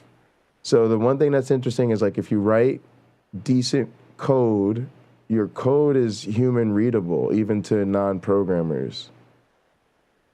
And so then if you kind of structure it and show what you're building along the way, I don't know. You can do it. I believe in you. Been there, he would have intervened and saved the girl. Is God less good than the atheist professor? This video is the third in my series on the argument from evil. In the first video in the series, Twitch I is a lot more presented the argument interactive. itself. In the second video, I presented the most common response to the argument, the free will theodicy. In this video, I'll be presenting other theodicies, or attempts to present a good which morally justifies God in permitting evil in the world, and I'll be showing why they are not persuasive in rescuing God from the argument from evil. I'm going to start by recapping the argument itself. The version of the argument that I use is essentially the version put forth by William Rowe in the 1980s. In order to clarify the issues involved, it doesn't refer to all evil in the world, but to two specific cases of evil, which we'll call E1 and E2. E1 is, lightning strikes a tree in a forest, causing a forest fire, in which a fawn is caught and perishes after suffering intense agony. E2 is, a 5-year-old girl is, by her mother's boyfriend, severely beaten, raped, and strangled to death.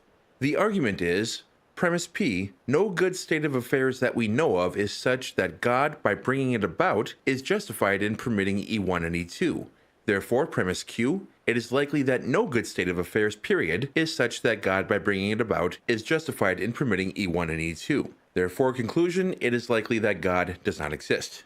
This is an evidential argument, not a logical argument, so we're not establishing the non-existence of God with mathematical certainty, but only that the evidence makes the non-existence of God quite likely. After the free will I have thought about that. Yeah, I was going to say, what do you think about this, actually? So it depends how we're defining God. If we're defining God as all-loving, all-knowing, all-powerful, completely invested in human affairs and well-being, then that God has been logically, factually proven to not exist. So he's wrong on this point. He's only right if we apply a generic God who isn't specifically defined, so we're not ruling him out with this. We're just giving good reason to doubt him. So, but because he's responding to religious fundamentalists, because that's the only people here to respond to, right? Nobody else is running this game. He's just wrong. He undersold it. Right. He's making good points, but yeah, we have logically disproved God at that point. Because of the fact that because they're going with the all good God. Yeah, you can't. It's like if someone says they believe in the God who made sure that all strawberries are explosive when you eat them, like a grenade. Right. He made sure. That's what he did. He is the God of exploding strawberries. Right. So all we have to do is prove that strawberries don't, at least some strawberries, don't explode, right? Right. When you try to eat them. Now we've disproved their God by definition. They defined him into existence by something provable. So this is the only place that he went wrong in this argument. The rest of his argument's valid. Like he's making really great points. I see. Does make sense what I'm saying? Yeah. You're just saying it's only not definitive if God doesn't have to be all good. Right. But I'm with you too, because this ties into the Richard Madsen thing, right? Where are you at with these definitions of God, James? How flexible do you get? I mean, somebody can define it for themselves any way that they want to. They worship whatever thing that they worship. Whether it's that concept or a set of concepts or an actual entity or something more nebulous, whatever. They simply believe in and feel worship towards whatever they do. Right. So then the issue is how rational is it? How evidential is it? How healthy is it? How much should I give a shit? Right. How much these are all the issues that we need to talk about.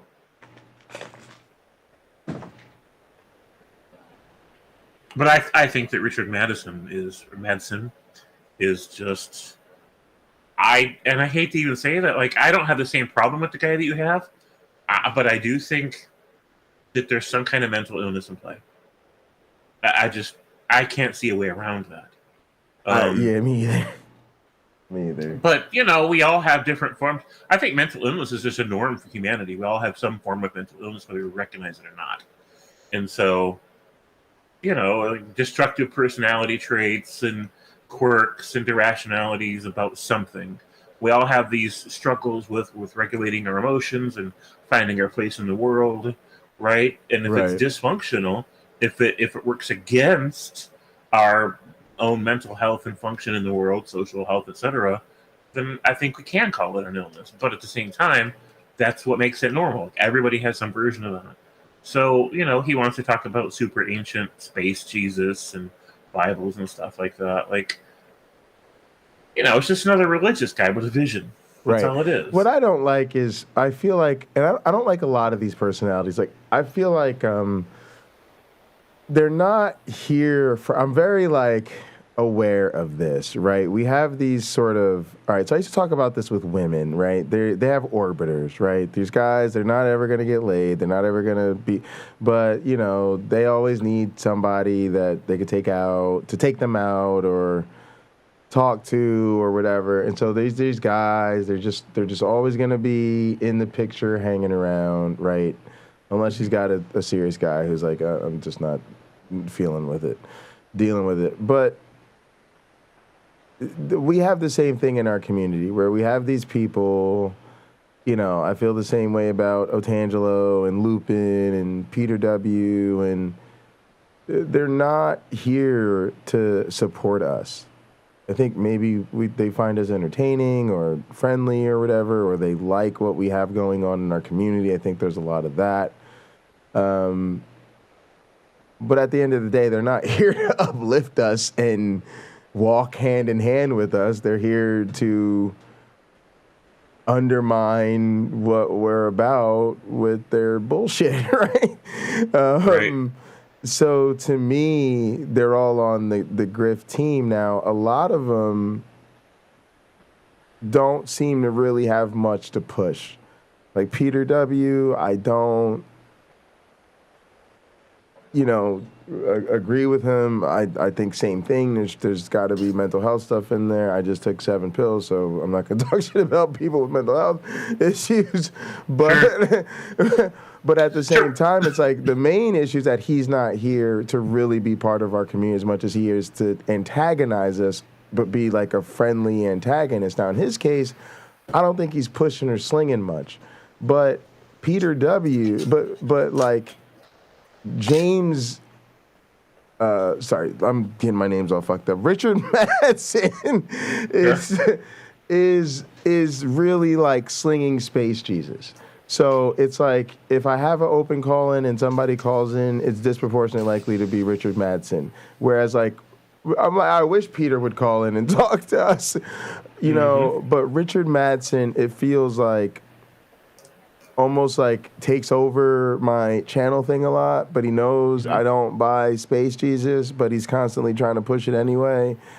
And it's like I've given it plenty of time. Like I've you know, had this dude on for whole shows.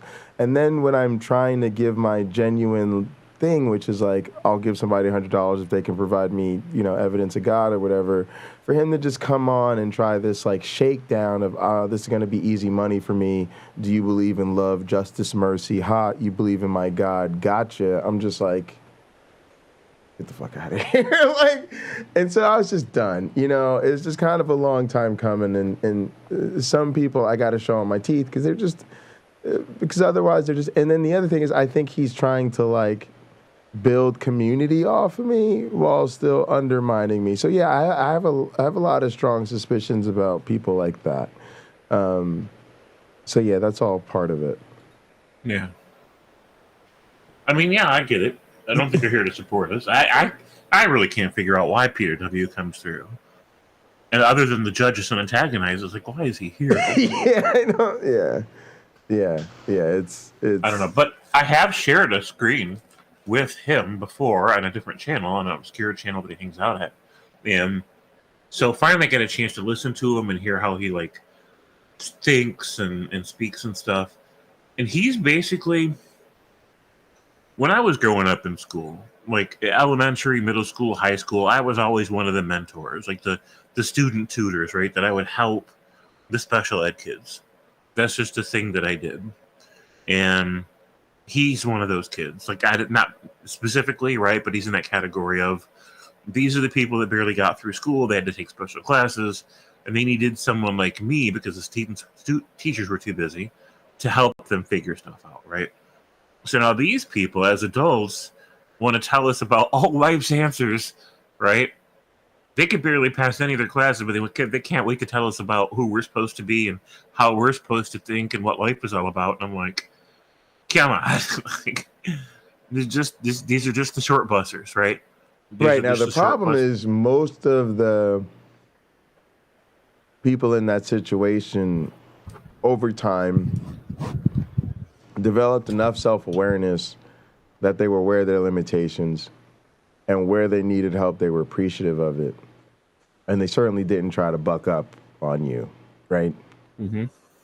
Peter and them are cut from a different cloth in that regard, right? Because they insist they've got the answers and they really know what's up and all of this. And so, and they're grown. So it's hard to, but I agree with you. And that's why I'm limited in my, how much I deal with them. And even Richard Mattson, I tried to, for the longest time, just avoid really going at him. And then I just got annoyed and need somebody to beat up on. And he had just said enough, right? I was like, all right, well, you said enough about me at this point. So, but yeah, I had the same assessment because I've seen clips of, Peter on Doug's channel and shit like that. And I always got the same vibe. Like, and that's why I call Rebecca a homeschool hero, valedictorian in class of one, because that's exactly the vibe she gives me. And that's another thing that's particularly irritating about her is that there's no way that you aren't somehow one of the most arrogant people for being like this. How is this? Oh, there's no grace or humility or any of that to that type of vibe, right? Like, not at all. But yeah, James, I agree with you. I'm a really hard atheist, man. I don't think there's a chance that there could be a God, man. I really don't. I think a lot of this is, where they'll look back at a time and be like, man, I can't believe they still believed in God like that in 2023. Like, they were crazy. Right. So, the issues are complicated. I separate it out. Like, I hate the word God. It tries to encompass too many things at once, and it blurs issues. Sure. So, if they ask me if I believe in a God, my answer is no, I don't believe in anything that is worthy of that level of reverence. I don't feel that way about anything, whether it's nature or physics or the idea of a super creator. Even if you convinced me one exists, it still wouldn't be a God to me because I would still not feel reverence toward it. Right. Right. So that's what it is to me. Like, as far as whether or not there is a super creator, designer of the universe, if there was, then they're evil and inept. And that's a scary thought. That's not reassuring that there's some big giant kid with a what do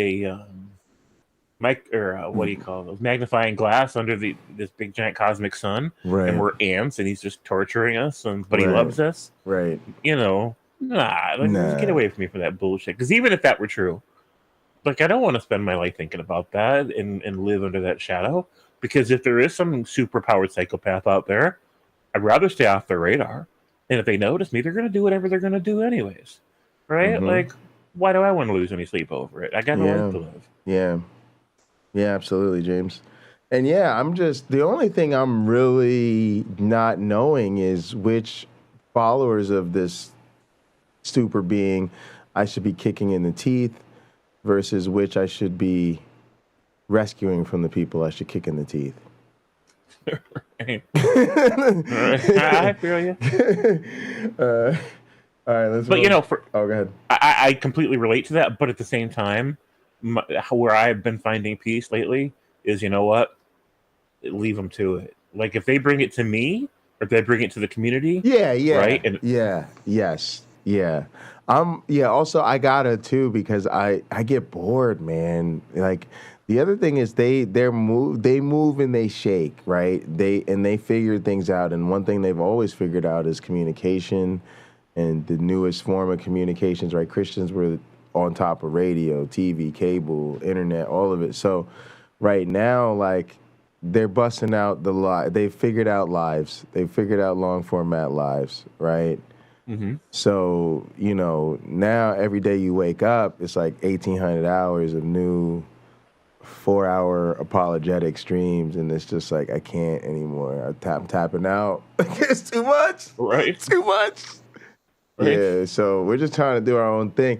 And I realized, too, I got to go. So now I'm switching back to short. Because I could do 4 hours on a 15-minute video. Evidence makes the non-existence of I God can't have these quite 4-hour likely. streams out here, After yo. the free will theodicy, the soul-making theodicy is probably the most popular response to premise P, although it has fallen somewhat out of favor in recent decades for reasons I'll go into. It states that there is a good state of affairs that justifies God's permitting E1 and E2, and that this state of affairs is sustaining an environment of moral and spiritual growth. John Hick, the most well-known proponent of the soul-making theodicy, puts it like this. To most parents, it seems more important to try to foster quality and strength of character in their children than to fill their lives at all times with the utmost degree of pleasure. If then there is any true analogy between God's purpose for his human creatures and the purpose of loving and wise parents for their children, we have to recognize that the presence of pleasure and the absence of pain cannot be the supreme and overriding end for which the world exists. Rather, this world must be a place of soul-making, and its value is to be judged not primarily by the quantity of pleasure and pain occurring in it at any given moment, but by its fitness for its primary purpose, the purpose of soul-making. Now, and this is something interesting about some of the I heard you having this conversation, James. You didn't quite get here, but I was just listening. But it was like, it reminded me think of like, pleasure only really matters because of pain, and freedom is only the thing we talk about because of the depth of to which most of us have to struggle to be free, even in a free society, right? To be truly free. Mm-hmm. The only reason we talk so much about peace is because the natural condition is war. Always war somewhere. We're always warring, and the past was filled with even more war.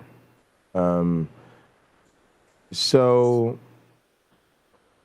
when people want to be at peace, besides, valuable. Yeah, and so I think that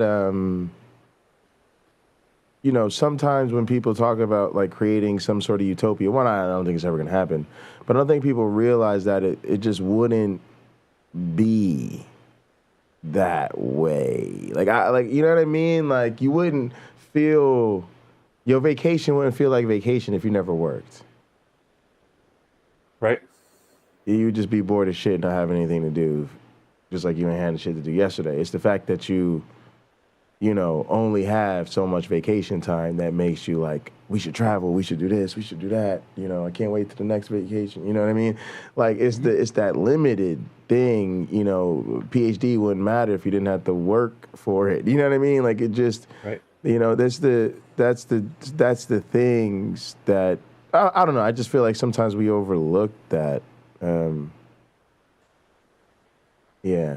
Now, Virillion said, it's a tough love approach. I disagree that you have to feel pain to experience pleasure.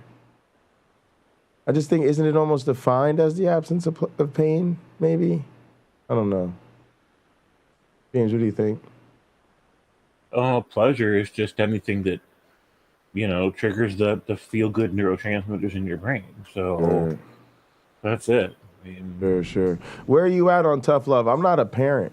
So do you have, where are you at? Because as parents, you've got to think about all that positive versus negative reinforcement shit, right? Disciplining and all of these things. Sure. I mean, I had it pretty easy with my kids. Like I didn't spank them, right? But they were good. Like they didn't get, my kids were incredibly well behaved growing up, so I got lucky. Got you.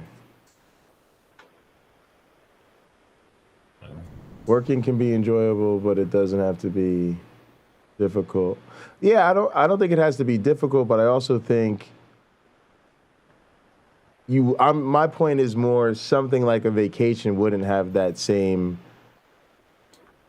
sort of feeling of rejuvenation if it wasn't a break from not that. if you never had to work, then it would just feel like just another day. Sure. If you never got uncomfortably hot, you wouldn't appreciate feeling cooler as much. Right. If you never got uncomfortably thirsty, water wouldn't ever taste as good. If you never got just that kind of stuff. I mean, there is a degree of contrast. It's like a yeah. So I mean, we appreciate things. This is what it means to be thankful. Like if everything's all good for all people at all times, you're going to stop being so thankful because what is there to be thankful for? Everybody's fine. You're not at risk, right? In this theoretical world, you just exist and it's whatever.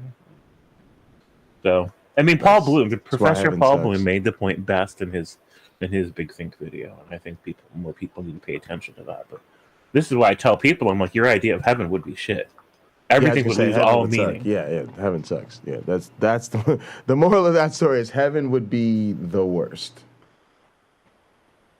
Yeah. First of all, I think we can question this Theodicies assumption that quality and strength of character, as we presently conceive of it, is, in a cosmic sense, desirable. Either that, or we can accuse the soul-making Theodicy of circular reasoning. Because if not for moral and natural evils, there would be no need for such positive character traits as, say, courage. Yeah, we do need to rest. I need more sleep myself. What makes the dawn come up like thunder? What makes courage desirable? What makes it a positive character trait? The fact that it lessens suffering, say, by inspiring someone to rush into the forest and rescue the fawn. But why is it necessary to lessen suffering? Because God allows so much of it. So we seem to have a problem right off the bat. These character traits only seem to be desirable given a world with gratuitous suffering. Damn, but that's the a good necessity point. of such a world is exactly what is at issue. Yep. Another immediate problem with this theodicy is that it takes an all-or-nothing approach. Surely a world with little That's or kind no of what I moral was or thinking natural about. So what evil. got me thinking about this, James, was what I call the dark side of people. We're all capable of a dark side, right? So you said you had good kids, right? But I hazard to guess if you'd have had bad kids, you may have had to do more that you're not proud of to try to keep them in line. Just because you'd have just been out of your wits' end, I don't know what to do, or, what do you do? I'm trying to keep the, it's either I get strict with them or, they end up in worse trouble. You just end up in that compromised thing or, it's all great for us all to sit around peaceful, right? But if somebody comes over the hill invading us with flaming arrows, trust me, you are going to want to find some aggressive-ass warriors immediately.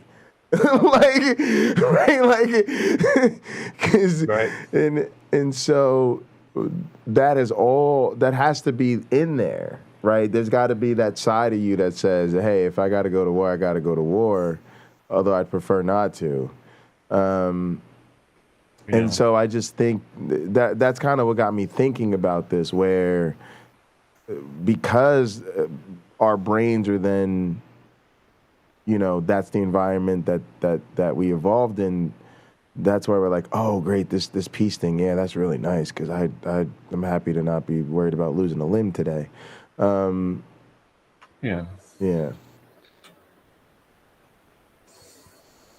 Doesn't have to become a hedonistic paradise. At least we've been given no reason to believe that would necessarily be the case. Posit a world which is conducive to soul-making, to moral and spiritual growth, but in which E1 was not permitted to take place. Why is such a world less valuable than the world we have today? More broadly speaking, even if we grant that permitting moral evil is justified in the name of soul-making, why is this true for natural evil? Perhaps some natural evils can be attributed to moral actions, such as climate change, but surely no humans are responsible for lightning, earthquakes, or gamma-ray bursts. Nick Trukakis, in The God Beyond Belief, posits a world just like ours except without natural evils, only moral evils. So the only natural evils that could occur would be human-caused. He does know that the law of predation and evolution by natural selection Now, I got a little bit of a thing here because I don't know that I consider those things to be evil. right? They're only things that are uncomfortable for people, right? Is lightning evil? Is a hurricane evil, James? Or am I being nitpicky here? Well, the effects are sometimes an evil if, here's the thing, it's not evil if there's no agency, right? That's what I'm saying. It seems like a thing. It seems like usually evil is like like takes some agency, some action, whereas a hurricane just happens. Right. Now, if there's a quote unquote God, the way they describe it, then allowing the destruction from hurricanes, etc., where people live, where animals live. I see. So part of what I'm just being kind of quick here is I'm forgetting kind of the nature of the argument, because I'm thinking naturalistically I wouldn't call these things evil, but the nature of this argument is we're saying it's about the problem of evil. So the problem of evil is assuming there's a God, or the biblical God or whatever, then these things happening represent evils, because that would be agency, right? God is the thing who has either the agency to stop this or is he permitting created the this. system where that's he happening. created the system where he can intervene or whatever. Yeah. So then that's why we can say these are natural evils, because under a theodicy, God has theoretically the power to do so. Okay, I'm caught up. Not happen in such a world, but even so, clearly this world, which he calls, perhaps with a bit of irony, Eden, would be a far cry from the hedonistic paradise that Hick rails against. Richard Swinburne complains that such a world would be too soft, too cushy for proper soul-making. But Swinburne hasn't really thought it through. Just like Earth, Eden would have a multitude of races, creeds, cultures, etc. There could still be plenty of greed and corruption and racism and so forth, if, God likes that kind of thing. Just because we have a more regulated natural system doesn't prevent us from polluting the environment or building oppressive regimes. There would be plenty of room for moral evils and therefore for soul-making in this world. So the soul-making theodicy does not explain why natural evils, such as E1, are permitted to occur. There's one more problem with the soul-making theodicy, and it's actually a problem that arises with every theodicy I've yet seen. I've alluded to it in my previous videos. It involves a principle called theodical individualism, and the basic idea is that with a soul-making theodicy, under which God permits the beating, rape, and murder of the little girl in order to perpetuate a world in which humans have the opportunity for character growth, the little girl is being exploited. She's being treated as a means to an end, not as an end in herself. Even if we grant that some people connected with the murder of the girl will experience some character growth, this does the girl no good. This kind of divine exploitation was regarded as acceptable some decades ago. But it's now widely accepted that, in the words of Eleanor Stump, if a good God allows evil, by which she means apparently gratuitous suffering, it can only be because the evil in question produces a net benefit for the sufferer, and one that God could not produce without the suffering. This brings us, naturally, to the afterlife theodicy. This theodicy calls for a change in perspective. It's say something about that real quick. I've heard this argument a lot, that you don't know what the real long-term benefits are of horrible things that happen to people, right? Like maybe you're against rape and murder or whatever else, but God allows it to happen because it serves a greater good. The outcome will be so great, we'll end up being glad it happened. So don't judge God for this. He's allowing it for a greater purpose, right? This is such a bullshit argument, because if that's the case, then we shouldn't have any laws. We shouldn't make any objections to any behaviors, and everybody should be encouraging each other.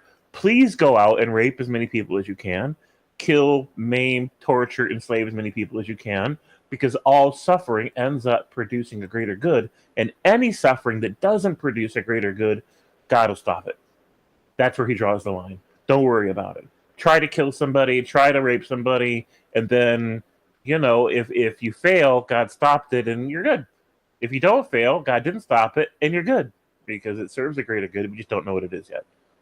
And I'm like, that's an incredibly dangerous way to reason, but that's what it leads to. Wow. And I don't think it's reasonable at all. Like, we don't, because it's sort of like infinite causation. I'm looking at Gather right now, but assuming Gather was real, you could just walk over and knock over a chair for no reason and say, I don't know what good comes of that, Because, 30 years from now, I could be in a situation where I can save somebody's life if only I remember. Oh, remember that time James Apperson knocked the chair over? That was to teach me once in a while you got to break a little order.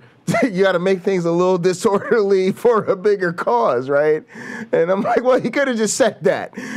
but right. But that's what I'm hearing, right? It's just like, you have to kind of leave the door open forever to the possibility that the butterfly effect may create some sort of, downstream net positive. And it just seems unreasonable when I could just say, it seemed like clubbing that seal over the head with a baseball bat was pretty useless, right?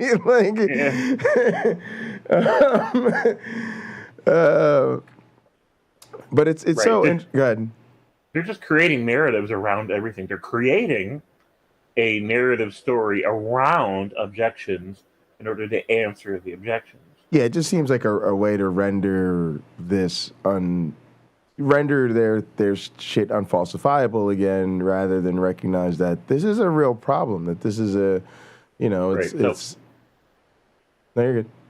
Yeah. So if your God said, for example, that he made sure all strawberries explode in your face if you eat them, like a grenade, don't eat them. You eat one and it doesn't explode, their answer is going to be, well, it exploded spiritually. Right, exactly. That's exactly. Well, he's referring to the burst that happens when due to the gnashing of teeth. The Bible talks about gnashing of teeth. Right. But that's what we would deal with. Right, and then some of them will be telling us that they still literally believe that everything in the Bible is true. Right, it's why we've got to do some of that fundamental philosophy work so that people understand that infallible is bad, not good, and kind of start there, right? Because otherwise they're going to keep doing something that renders their shit infallible until they actually learn that lesson. Right. It's that heavenly bliss in the afterlife for all people for all eternity will render all evils, such as E1 and E2, negligible. It will have been as though one element was removed from an infinite set. When looking at the infinity as a whole, the evil that did occur during the earthly existence simply doesn't count. And so, because the little girl, and we must presume the fawn, will experience this infinite bliss, by bringing this about, God is morally justified in permitting as much suffering as he wants on earth, because it simply doesn't matter. One obvious answer to the afterlife theodicy is that it presumes universalism, the doctrine that everyone will ultimately be saved and be able to enjoy this eternal bliss. This doctrine is, controversial at best in the Christian community. From my own observations, it seems that the majority of evangelicals fall into the exclusivist category. They believe that only those select few who meet the requirements for salvation will be saved, and the rest will be consigned to eternal hellfire or, according to some more fashionable modes of thought, either some kind of nebulously defined cold emptiness or outright annihilation. Exclusivists, therefore, or the weirdo separation from the grace of God's whatever. Where are you at with this? I feel like universalists, again, are just the infallible suckers who just want to say, no, in my club, everybody gets in. And I often feel like it's universalism of the heart, not the scripture, because I don't see that I've never got that reading from the Bible. There is no way to harmonize universal salvation with the entirety of a Bible. You have to just randomly throw out stuff, well, not randomly, purposely throw out stuff, right? Whatever doesn't fit, right? You just, that doesn't mean anything. God loves everybody. He wants to make sure everybody comes into the light, so he will. He's all powerful. He's all knowing. He's all loving. He'll do it. Now, I get that logic. He's all knowing, all powerful, all loving. Of course, he will do it, right? If you assume all those things, but Bibles don't paint that picture at all. Right. So, they might as well just skip the Bible entirely and say, fuck the Bible. I believe in this other God who the better has God. paradise in mind, right? Yeah. And everybody's going to be there. You just can't harmonize with the Bible. You can't. Do you see a post-biblical Christianity happening? Where do you see happen? When do you give us your take, James? Tell us, James. James, predict the world, James. What's going to happen to Christianity? So it's part of the Great Awakening that you wanted to speak to earlier. It's this progress is dragging Christianity along. Now, interestingly, the more progress Christianity participates in, the more progress it pretends it created. That shit was my idea. Like, it does. You know what I'm saying? It does. So, the great liberator of women and everything. Right. It's crazy, but that's how they roll, right? But I wonder, I wonder if it's like 50 years, is it 500 years? Like, right. No, they're just making it up as they go along. They just create reality around themselves to suit their needs. And I've seen people do that even outside of a religious context. I see people who do that. And it's incredibly frustrating. So if somebody wrongs you, for example, whether they're in a professional capacity or a personal capacity, if they seriously wrong you, most people will just generate a narrative around that rationalizes and justifies their behavior, even if they don't bother to do that until after the fact, post hoc, right? Because they don't want to be accountable for their bullshit. They don't want to hold themselves in a particular standard. They got to see themselves as this beacon of righteousness in the world. And so no matter whose life they fuck with, they're good people. Because you had it coming for some stupid reason, or it never happened, blah, blah, blah. It's selective amnesia, whatever. That kind of bullshit. But at the same time, there is this great awakening happening, and we are dragging Christianity by the heels, kicking and screaming. We are influencing them. We are pulling more and more of them forward. So more and more of them every day become atheists. Even the ones that don't, more and more of them every day they move left, like more and more progressive. And, so while that's happening, that's the real solution. That's the only solution we're capable of. If we could find a way to try to ban religion, it just wouldn't work anyways. Like, it would backfire. Right. Just helping these people evolve into less and less toxic, less and less literal ideas. So it's irony, because in order for a religious person to migrate into a more progressive idea, they have to convince themselves that the more progressive idea is what their Bible meant all along, because they need to feel like they've got permission from Sky Daddy to grow, right? Right. And so it's ironic that it's catch-22. Do we really want them out here lying about religious history and Bibles and what it all really means? No, right? But if we hold them to being honest, like fundamentalists are at least honest about what's in the damn book, in fact, Westboro Baptist are like the most honest, right? Yep. If we hold them to an honest standard, they're not going to grow.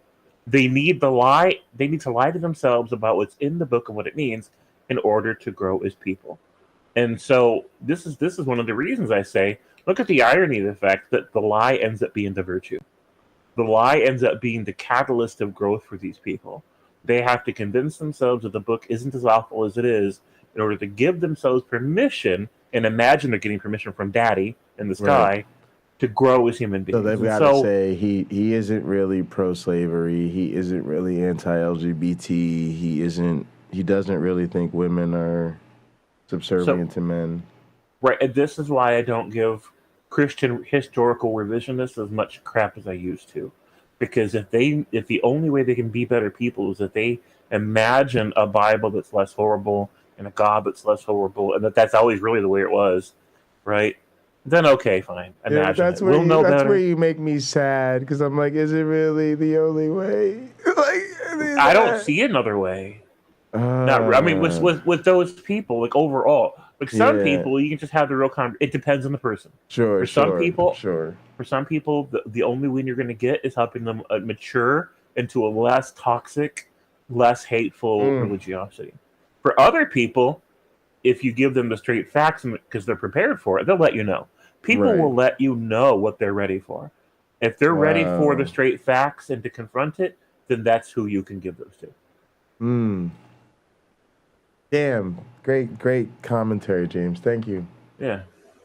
cannot appeal to the afterlife defense. They might point out that if one is not worthy of salvation, then the evil that they endured during life is nothing that they don't deserve. This leads quite naturally to the punishment theodicy, which I'll consider in a moment. Another objection to the afterlife theodicy is that when we consider that God would have the power to bring about states of affairs that bestow eternal bliss, surely he would have the power to bring about such states of affairs that are unmarred by earthly evils such as E1 and E2. Regardless of how long the afterlife lasts, regardless of how insignificant the earthly evils are by comparison, it seems that it still would have been better if E1 and E2 had not occurred, certainly for the fawn and the girl. Some Christians have suggested that the girl's memories of her earthly agony would be obliterated, either by the passage into heaven or by the sheer passage of time. But as Theodore Drange points out, personal identity could no longer be preserved if one's most significant earthly memories were to become dimmed to the point of extinction, quoting John Hick at the end. You find this kind of identity association in, for instance, Holocaust survivors. The agony that they have suffered becomes a core part of their identity. By obliterating the memory of that agony, the person who is saved is a different person than the one who lived on earth. So since God would be capable of bringing about a heavenly afterlife without E1 and E2 having taken place, it's difficult to see how creating a blissful afterlife, even for everyone, morally justifies God in permitting E1 and E2. Turning now to the punishment theodicy, the view that E1 and E2 are meant as punishment for man's earthly sin, the answer is obvious. How did the fawn sin? What grievous offense did the 5-year-old girl commit that she deserved what happened to her? The only way the Christian can respond is by appealing to original sin, vis-a-vis the Garden of Eden, Adam and Eve, and so forth. I don't think I can do better here than by again quoting John Hick. Time has long been with us when Christians can not only see, but must frankly say, that the Genesis story is not history, but myth. For the past century, evidence has been available concerning the earlier states of mankind before the brief span of recorded history, and none of this evidence lends any support to the theory that the human race is descended from a single original pair, or that mortality and liability to disease and disaster are other than natural to the human animal in his place within the larger system of nature. I would say that anyone who disagrees with this assessment, given the widespread nature and the sheer volume of the evidence of the type Hick mentions, is, and I'm going to be blunt here, so far out of touch with reality that they cannot possibly pose a serious threat to the argument from evil. My wife and I name our guinea pigs after characters from the Star Trek canon. This is Una. She's been with us for a few weeks now, and she's our #1 piggy. She has absolutely nothing to do with the argument from evil or any theodicy, but it's been about, 80-85 minutes of viewing time since I last had any guinea pig content on my channel, and that's just unacceptable. So here you go. You're welcome. The natural laws theodicy, defended by Christians such as Bruce Reichenbach, states that God is permitted in allowing evils such as E1 and E2 for the sake of allowing a world governed by natural law. Reichenbach argues that a world in which God constantly intervened with miracles to prevent evils would be a world of unpredictability, where humans would not learn the lessons of cause and effect and therefore could not make proper moral choices. However, as Michael Martin pointed out, a world in which miracles were constantly taking place would not necessarily be devoid of regularities. Aside from the laws of nature that operate fully well without causing evils, and therefore without causing God to intervene, God can intervene in human affairs according to a regular pattern, which humans could learn. For instance, anyone who attempted to rape another person would invariably find themselves teleported to the nearest convenient jail cell. And even if he chose not to intervene according to regular patterns, he could certainly make it clear to humans what his intentions will be if they make certain decisions, thereby enabling them to make rational decisions. Moreover, even if a world in which God constantly intervened was not a viable option for an omnipotent being, he could still create a world governed by natural laws that did not by themselves produce evil, as they would never, again by themselves, cause human and animal suffering. Reichenbach considers this possibility and responds by stating that natural laws as we know them could not function in this way. If events sometimes follow a regular pattern and sometimes not, for example, if dry wood in an open field is sometimes combustible and sometimes not, then there can be no natural laws regarding combustibility. However, in such a world, there would still be some sort of regularity that governs when such materials would and would not be combustible, and these would allow humans to discern cause and effect and thereby make rational decisions. So the natural laws theodicy fails. Some pop apologetics argue that evil is needed for the purposes of contrast with good. Just as we learn what hot is by contrasting it with cold, or what light is by contrasting it with darkness, so we know what good is by contrasting it with evil. The problem with this one is obvious. Even if the awareness of evil was necessary for contrast purposes, it does not follow that the actual experience of evil is necessary. We need not have knowledge from experience of what evil is, merely empathic awareness. God could easily have created humans with such awareness. And even if this weren't possible for some reason, God could still have permitted less evil than he did. Surely E1 and E2 in particular were not necessary for contrast purposes. So this theodicy fails. Some have argued that this world is the best of all possible worlds, that any other logically possible world that God could create would necessarily contain more evil and or less good than our own. Aside from the various arguments from both atheists and Christians that the notion of a best possible world is incoherent, I dare anyone watching this video to tell me that this world is really a better world than a world where, all else being equal, E1 didn't happen. Finally, one theodicy, popularized by Rabbi Harold Kushner in Why Bad Things Happen to Good People, postulates James, that God is you? not able to prevent evil. He's simply not omnipotent and doesn't have that power. The problems with this theodicy should be obvious. First, it falls outside the conceptual framework of evangelical Christianity. Few Christians indeed would acknowledge a God who is not omnipotent. Second, it is incoherent to suppose that a being is able to create a universe, is able to create natural laws, is able to create life, but is unable to prevent E1 and E2. That simply makes no sense. To summarize, we have seen that none of the theodicies we have considered managed to provide a state of affairs that, by his bringing it about, would justify God in permitting E1 and E2. We have, I believe, provided more than enough reason to believe that premise P of the argument from evil is true. This is the first major step in defending the argument from evil. But there remains the school of thought known as skeptical theism, which attacks the argument from evil on the basis that we are not permitted to infer the existence of pointless evil and suffering from the existence of apparently pointless evil and suffering. In other words, it attacks the inference from P to Q. This will be the topic of the next video in the series. If you enjoyed this video and want to help my channel grow, please hit the like, share, and subscribe buttons. Be sure to hit the bell to be notified when a new video comes out. And if you want to share your thoughts on the argument from evil or any of the theodicies we've discussed, leave a comment below. Thank you so much for watching, and we'll see you in the next video. I'm David John Wellman, and the rest is up to you. James, what do you think of the argument from evil? I mean, evil God is evil God. You can't. None of these defenses have worked in a court of law. So, none of it. You know, they're just creating bullshit hypotheticals and that don't work logically, they don't work ethically, and you know, it's a shame. I'm like, find a new religion, make a new religion where you just have, and then you don't have to do all this crazy acrobatic bullshit that defies logic and reason and ethics. 100%. 100%. Just make a new religion and you'll be good to go. There you go. Listen, I appreciate everybody for tuning in. It's been a crazy night. I'm going to try to get some sleep.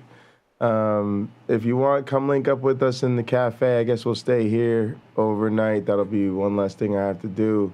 I'll put on an overnight playlist, and I'm going to head to bed, try to get some sleep.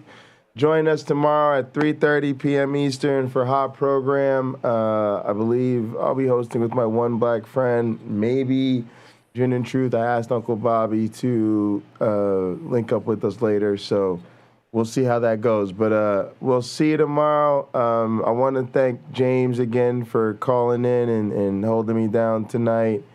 Thanks also to Punk and Carrie Ann for linking up with me and Gather. I think Joel was over at the ranch. So thanks to everybody in chat. I appreciate y'all. Name the Darwin, the Dawkins, and the Christopher Hitchens. Science bless y'all.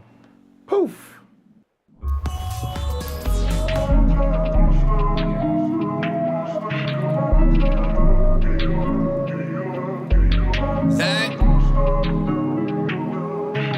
Why she wanna leave me alone? Saying all I do is wrong. No rights, only been left turns.